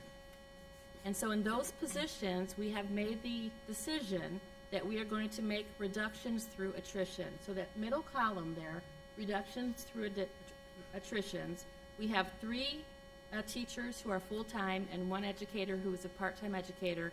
They are retiring at the end of this year. For those 3 teachers plus the part-time teacher, we will not fill those positions. Those are not cuts that we're making to a person. They've decided they're going to retire. We are just not going to fill them, their positions with other educators. With regard to the support staff, recently we received word that we have 2 of our support staff members who are not going to be back next year. They're off to be happily retired. We're just not going to fill those 2 positions. We also have an administrator who retired in the month of December. He's been gone for some time. The Board of Education knows that this went back and forth. We tried to figure out how are we going to cover the office that this administrator held for many years. And after much consternation, the decision has been made that we're just not going to fill that position, but instead give the responsibilities of this person's position to 3 other administrators who are going to step up to the plate and take on additional duties, just so the board does not have to hire an additional administrator for that position. So we have teams of our administrators working together to make this work so that expenditure does not happen. So through attrition, through people deciding that this their time to go off and enjoy life, they're retiring. 6.5 of the total positions are because of retirements. If we look at resignations, the column to the right of that one, recently we have had individuals who have resigned for a number of reasons, just decided that this is not the career that they want to pursue anymore. Maybe they have a family member who has a business, they're joining that business. Maybe they have decided to take a position elsewhere. But for these particular positions, 4 teaching positions, 3.5 support staff positions, and 1/2 of a position out of our central office staff, we are not going to fill them. Those are decisions that those employees made to exit employment from our school district, and looking at the reduction plan, so those 8 positions will just naturally be suspended. We will not be filling them. So we have 6.5 positions for retirements that we're not filling, 8 positions for people who are taking positions elsewhere or staying home raising kids. So we have 14.5 positions out of the total of 43 that are being made because other people made decisions about their employment. Now, if we take a look at the first column, reductions through suspension of contracts, again, we are protecting the integrity of the classrooms as much as we possibly can. We've taken a look at classroom enrollment. We've taken a look at the forecast, how the students at the high school and the middle school decided what kind of courses they want for next school year. All of those things came into the recipe of how do you determine which of these possessions should be suspended. And again, they're all based on seniority. So we have 11.5 certificated positions which will be suspended. And if you take a look at the bottom of the chart, 11.5 teaching positions plus 3.5 of attrition and a resignation. So 19 teachers positions will not be filled for next year. And that is 6.4% of the total number of teachers that we have here in our school district as of today. With regard to support staff, their situation is interesting because if they've held positions in our school district in another classification, so say you're an instructional assistant, but you were previously a lunchroom playground person, they can bump back into their previous position based on seniority in that classification, and then that less senior person in that classification would be the one who is ultimately suspended of their contract. So in this particular group of employees, our support staff, we have 14 reductions through regular suspensions of contracts. Of the 14, 5 will be here next year in other positions. We have 2 of those folks who are leaving because of their retirements, and 3.5 who are just taking positions elsewhere. So of 19.5 positions of support staff that will be suspended, 5 are bumping back into other classifications. And if you look at the bottom, 19.5 is 9.8% of our classified group. With regard to our central office staff, those are the staff members that work out of the Board of Education office who are not administrators. We have a total of 12 people who work for the Board of Education in that capacity. We have 1 person fully being suspended with a contract. In actuality, it's 2 employees who are going to be reduced by 0.5, but it equals 1 full FTE. And we also have 1 position that will not be filled as a 0.5 from somebody who recently retired. So the central office support staff is being reduced by 1.5. Of all the groups, this is the group that is getting the biggest impact by percentage at 12.5%. It's a small group of employees. With regard to our administrators, there's a total of 31 administrators on our staff. We're reducing 2 contracts through suspension of contracts, and one of that administrator is leaving or has already left, retired in December. We will not be filling that position for a total of 3 administrators, and that is about 9.7% of the entire administrative staff. So if you look at the way this adds up, 28.5 employees are leaving us through suspensions of their contracts. 6.5 are leaving because they're retiring. 8 are leaving because of their own selection to resign from their position, for a total of 43 positions out of the general fund.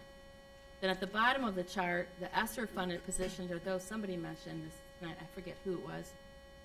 We employed 10 individuals to work with our students in our Bridge to Success program, and they were also our quarantine support teachers. Did a great job. I can't tell you how much I appreciate this staff. When we were in the midst of the pandemic and we had hundreds of kids out with the pandemic, with COVID, these teachers did a tremendous job supporting kids and families, delivered books to front porches. It was amazing what happened.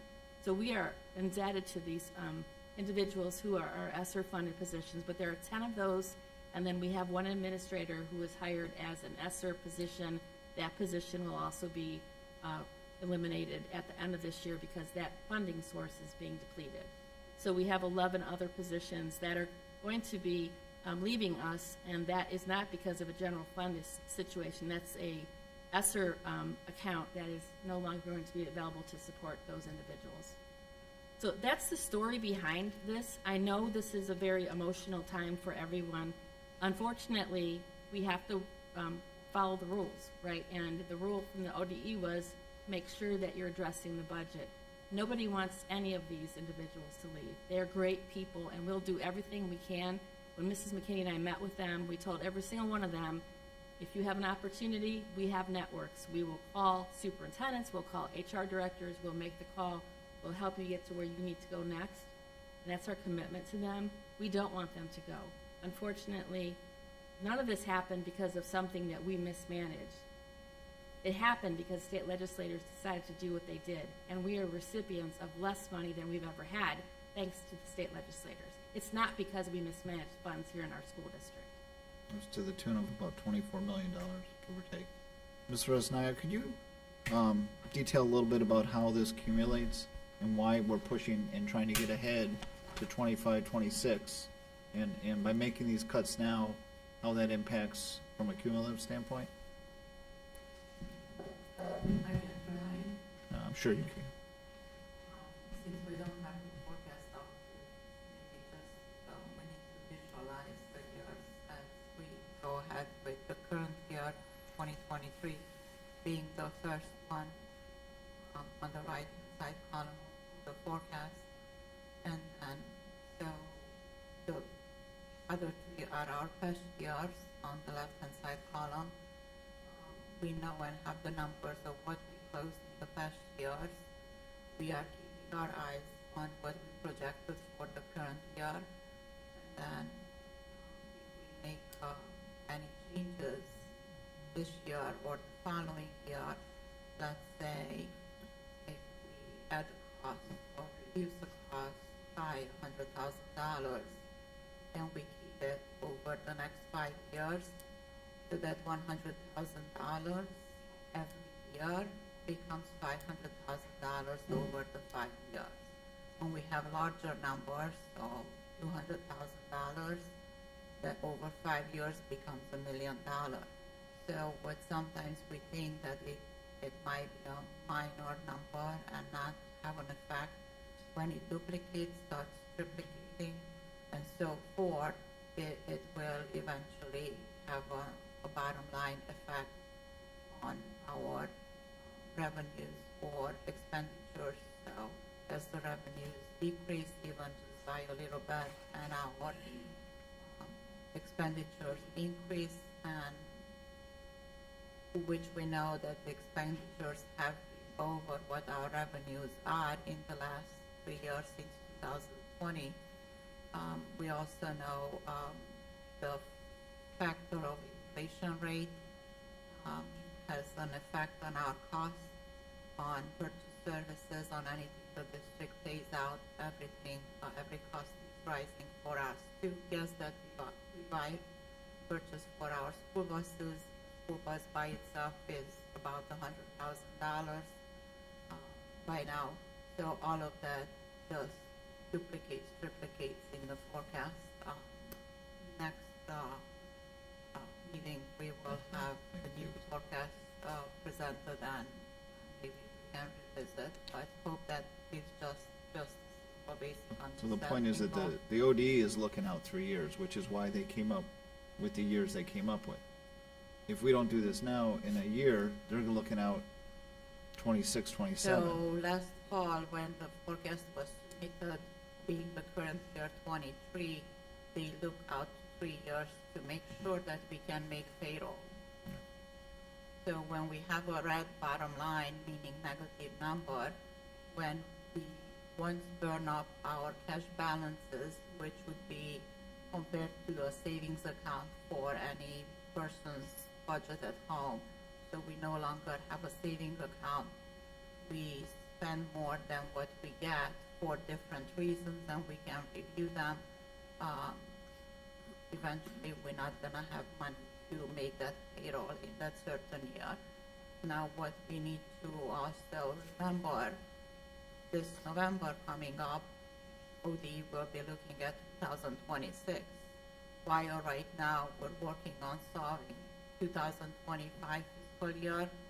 Before we turn around, we're gonna have to be looking at 2026 as well, because the time just goes by, and that's how it's gonna work out. So, by reducing the cost in fiscal year 24, that helps us with all the following years because of the duplication effect that happens in the forecast. And we know factors that impact renewal levies, you know, as well, and it's been noted up here many times that there's no doubt that we're going to need new money. But to make cuts impacts the amount of new money that we will require. At the same time, you know, we also understand voter fatigue because, you know, the only way, you know, that we can fund is property taxes, and the state's making it harder and harder. That's the only way districts are funded in Ohio, and it's been unconstitutional 4 times in, what, 30 years, Mark? 40 years? Yeah. So, you know, that's coming too, and we know that, but that number hopefully will be dramatically lower than what it would have been if we didn't tighten our belt and do what we're doing now. And thank you for whoever got that forecast up, because I didn't plan on going there. Are there any further comments? I just appreciate the overview, and you know, I want to say, I mean, I respect each and every of my colleagues, all you guys. You know, it's hard, it's difficult, and you know, I respect, you know, where you're coming from. You know, we've had many discussions around this, and it's just difficult. So I just wanted to make the point that, you know, none of this is easy, and again, I wholeheartedly respect each and every of my board colleagues here. None of this is personal. This really has to do with, you know, in my opinion, just me personally, just a mutual respect of you know, where we're coming from, you know, and we're all, you know, we're in these trenches, you know, really trying to do, you know, what we can, this in the best interest of the district and the district's fiscal health. So, you know, I just wanted to make sure I said that. And just 2 more things. I mean, kind of along the lines of what you said, Mark.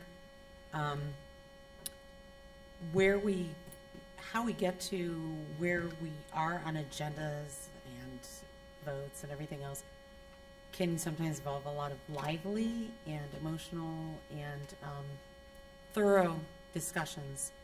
And I appreciate everyone here on the board, and I mean, this board is definitely committed to working together and doing everything we can to give our best for our students and our staff and to move the schools forward.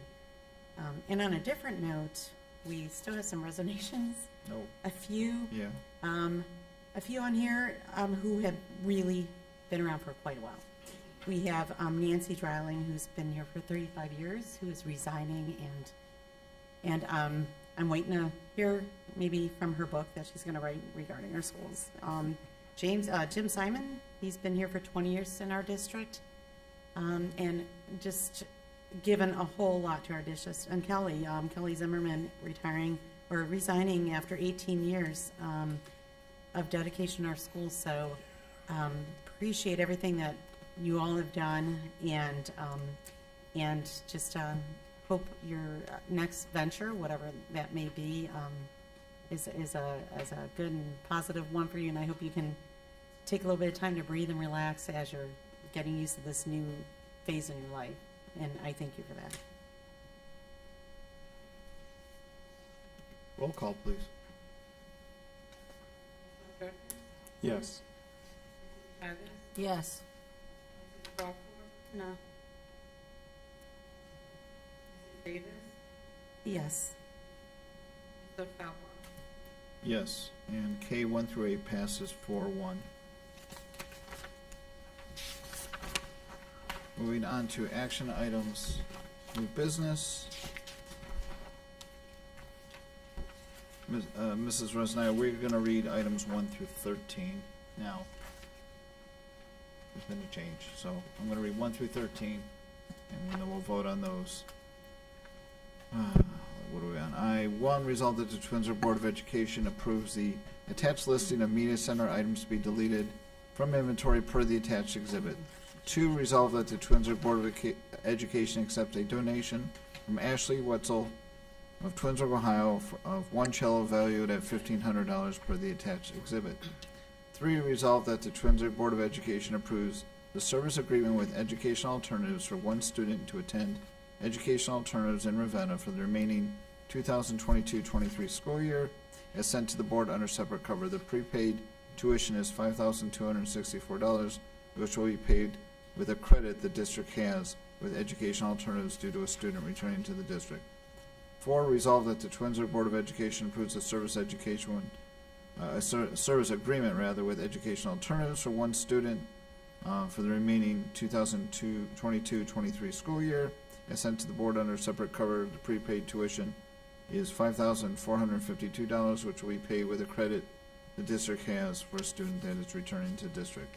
5, resolved that the Twinsburg Board of Education approves a service agreement with Educational Alternatives 22-23 school year, as sent to the board under separate cover. The prepaid tuition is $5,640, which will be paid with a credit the district has with Educational Alternatives due to a student returning to district. 6, resolved that the Twinsburg Board of Education determines the impracticality of transportation for the school and the student listed below for the 2022-23 school year per the Ohio Department of Education in accordance with the Ohio Revised Code 3327.01. List of students kept on file at the Transportation Office. The board will determine the amount of payment in lieu of transportation once the State Board of Education provides the information necessary to make the determination. This student is in addition to students approved July 13th, 2022, August 17th, 2022, November 2nd, 2022, and January 18th, 2023. And it's listed there in that chart. 7, resolved that the Twinsburg Board of Education adopts nervous conditions by, help me out here, Tasiti Dandaramba for exploration of black voices in literature course reserve reading list at Twinsburg High School. The adoption was approved by the District Curriculum and Technology Committee April 17th, 2023. I heard you laughing back there. 8, resolved that the Twinsburg Board of Education adopts Homegoing by Ya Gaisi for exploration of black voices in literature course reserve reading list for the Twinsburg High School. The adoption was approved by the District Curriculum and Technology Committee April 17, 2023. 9, resolved that the Twinsburg Board of Education approves the adoption of early learning standards. The adoption was approved by the District Curriculum and Technology Committee April 17, 2023. 10, resolved that the Twinsburg Board of Education approves the adoption of 2023 summer reading requirements. The adoption was approved by the District Curriculum and Technology Committee on April 17, 2023. 11, resolved that the Twinsburg Board of Education approves a lease agreement with the City of Reminderville to utilize school buses for the summer of 2023. The City of Reminder will compensate the Twinsburg City School District Board of Education for the use of buses, including mileage, fuel, and bus drivers per the terms and conditions set forth in the agreement as sent to the board under separate cover. 12, resolved that the Twinsburg Board of Education approves the lease agreement with the City of Twinsburg for utilize school buses for the summer 2023. The City of Twinsburg will compensate the Twinsburg City School District Board of Education for use of buses, including mileage, fuel, and bus drivers per the terms and conditions set forth in the agreement.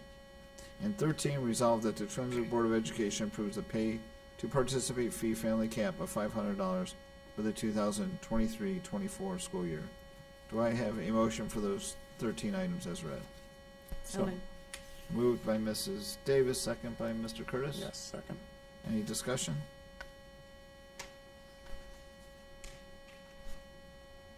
All right, roll call, please. yes. Mr. Curtis? Yes. Crawford? Yes. Yes. Yes, those 13 items pass 5-0. I will now read singularly item 14 as per requested by a board member. Resolved that the Twinsburg Board of Education approves the academic fees and pay to participate fees for the 2023-2024 school year per the attached exhibit L14. Do I have a motion for the item as read? So moved. Moved by Mr. Curtis. Is there a second? Second. Second by Mrs. Davis. Discussion? We saw the academic fees. This has been discussed in many of the work sessions. This, as I mentioned earlier, is still a critical component of the original operational change plan that was started in 2023. Any further discussion? Roll call, please. Yes. Yes. Crawford? No. Yes. Yes, and that item 14 passes 4-1. I will now read items 15, 16, and 17 without objections from my colleagues. 15. You're on 18. We're skipping. We're gonna break that Okay. one out All right. too. So. Sorry. Go ahead. Sorry. 15, resolved that the Twinsburg Board of Education approves the revised breakfast and lunch prices per the 2023-2024 school year as the chart below. 16, resolved that the Twinsburg Board of Education approves the revised job description for curriculum supervisor as per the attached exhibit.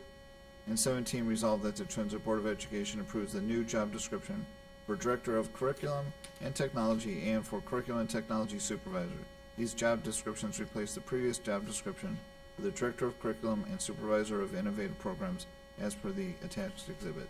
We have a motion for those three items as read. So moved. Moved by Mrs. Travis. Is there a second? Second. Second by Mrs. Davis. Discussion?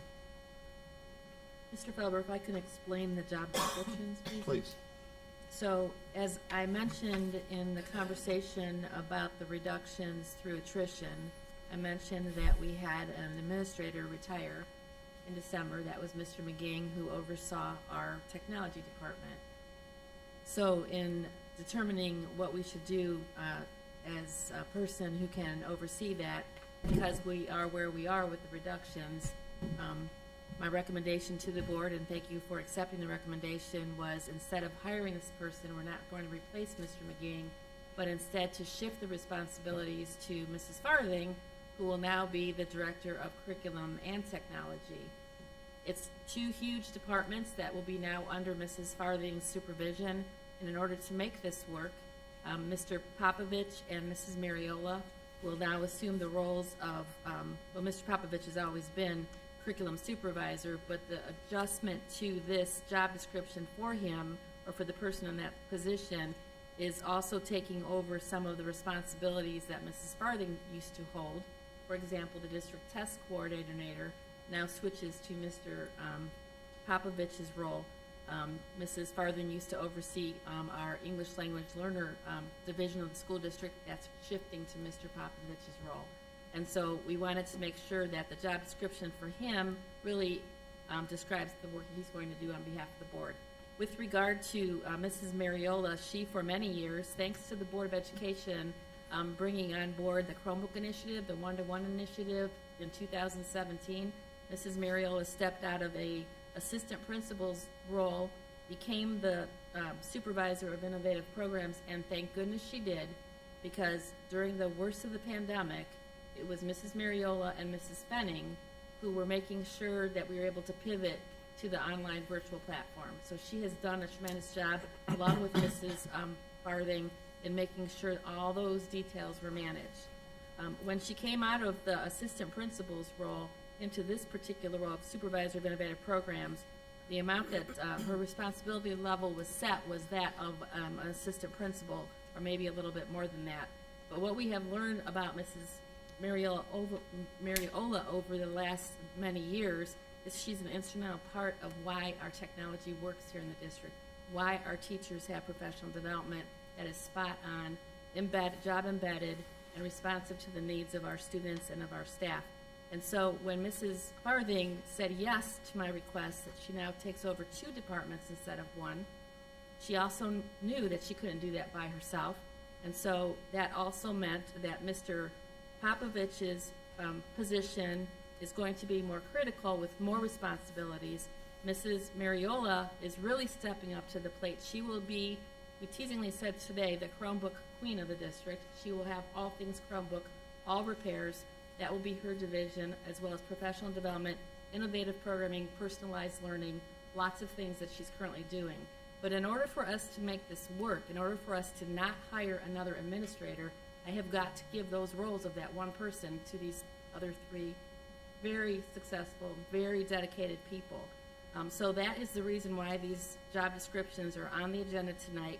And then as far as the administrative salary schedule, which you haven't gotten to yet, but I will describe the reason why that's on the agenda tonight, is because you cannot ask Mrs. Farthing to assume 2 divisions of the district, large divisions of the district, without compensating her for doing that. Likewise, you cannot ask Mr. Popovich and Mrs. Mariola to step up to the plate and stretch already busy schedules without also compensating for assuming the position that would have otherwise been held by a full-time administrator.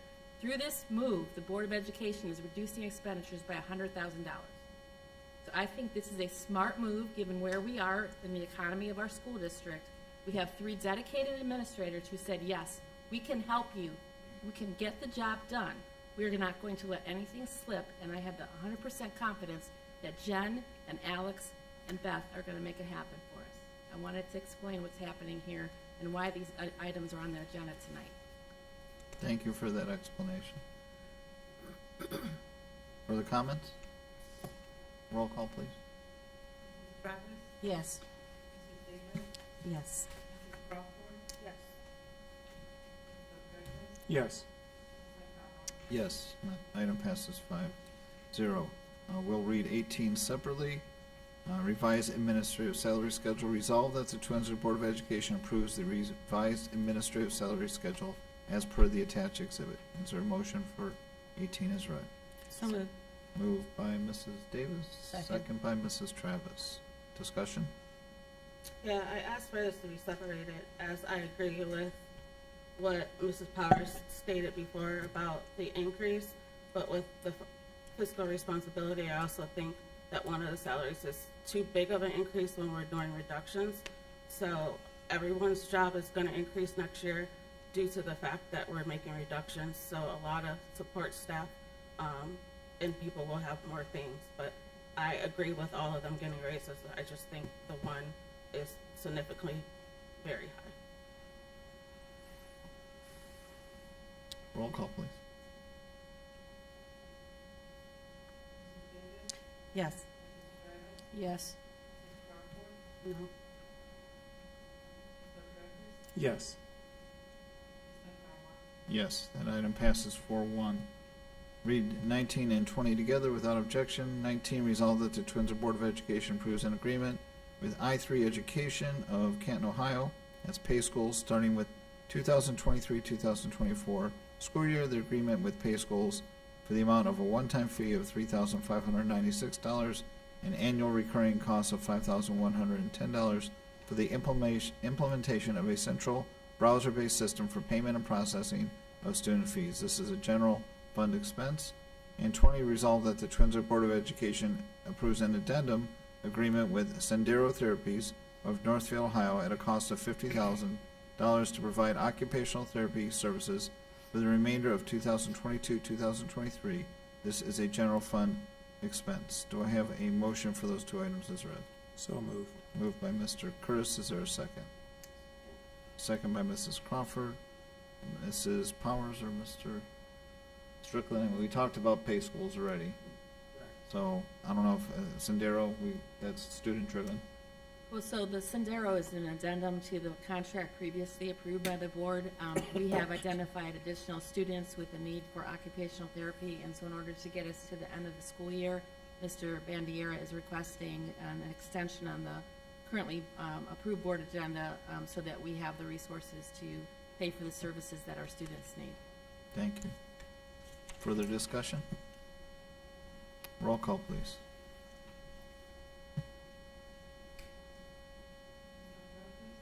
Yes. Yes. Yes. Yes, and the two items pass 5-0. I will now read the remaining items. 21, resolve that the Twinsburg Board of Education adopt and purchase Adobe Animate Classroom in a book by Russell Chun. The cost of $1,625 for a class set on current enrollment for Motion Graphics 2 course offered at Twinsburg High School. The adoption was approved by the District Curriculum and Technology Committee April 17, 2023. This is a permanent improvement expenditure. 22, resolve that the Twinsburg Board of Education approves a contract with Lesko Associates of Cleveland, Ohio for architectural services including the schematic design, design development, construction documents, assistance, and obtaining bids or negotiating proposals in awarding and preparing construction contracts, construction oversight for the paving replacement projects at various roadways and parking lots owned by the Twinsburg Board of Education. The total of this contract is not to exceed $37,500 as sent to the board under separate cover.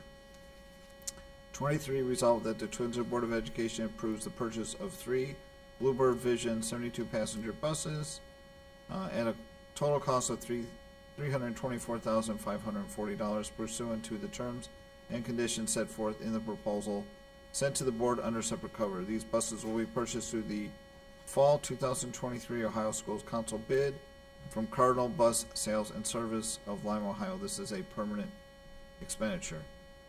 24, resolved that the Twinsburg Board of Education approves the trade-in of 6 school buses determined to be beyond their useful life, which will be traded in to Cardinal Bus Services, again of Lima, Ohio, in the credit amount of $13,500.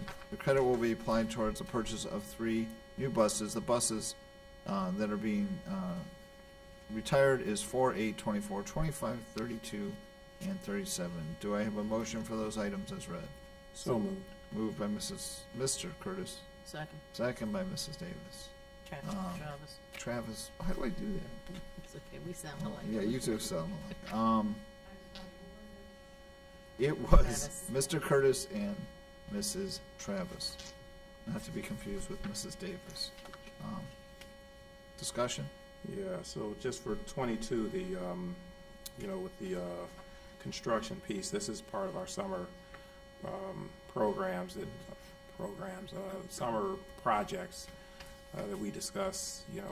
This is routine, so in order for us to kind of secure, the bids and, all of the materials and things like that, we act now for purposes of making sure that we don't get caught in supply chain issues, but these are regular maintenance issues that we typically take care of over the summer.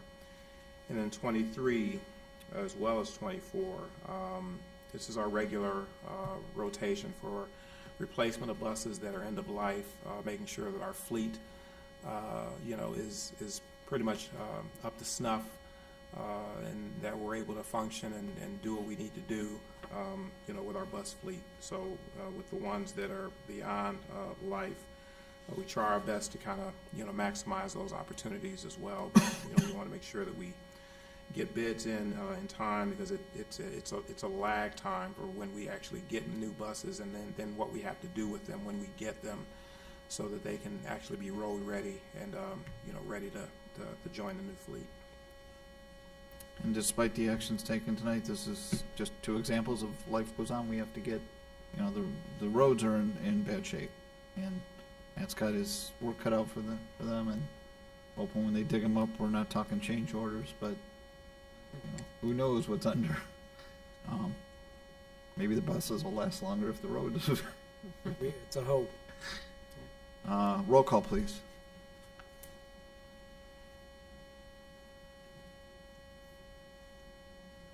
It's okay, Mr. Curtis has made the motion.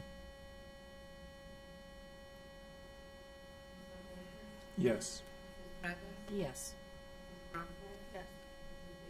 Yes. Yes, and those items pass 5-0. We are now at miscellaneous. Any comments?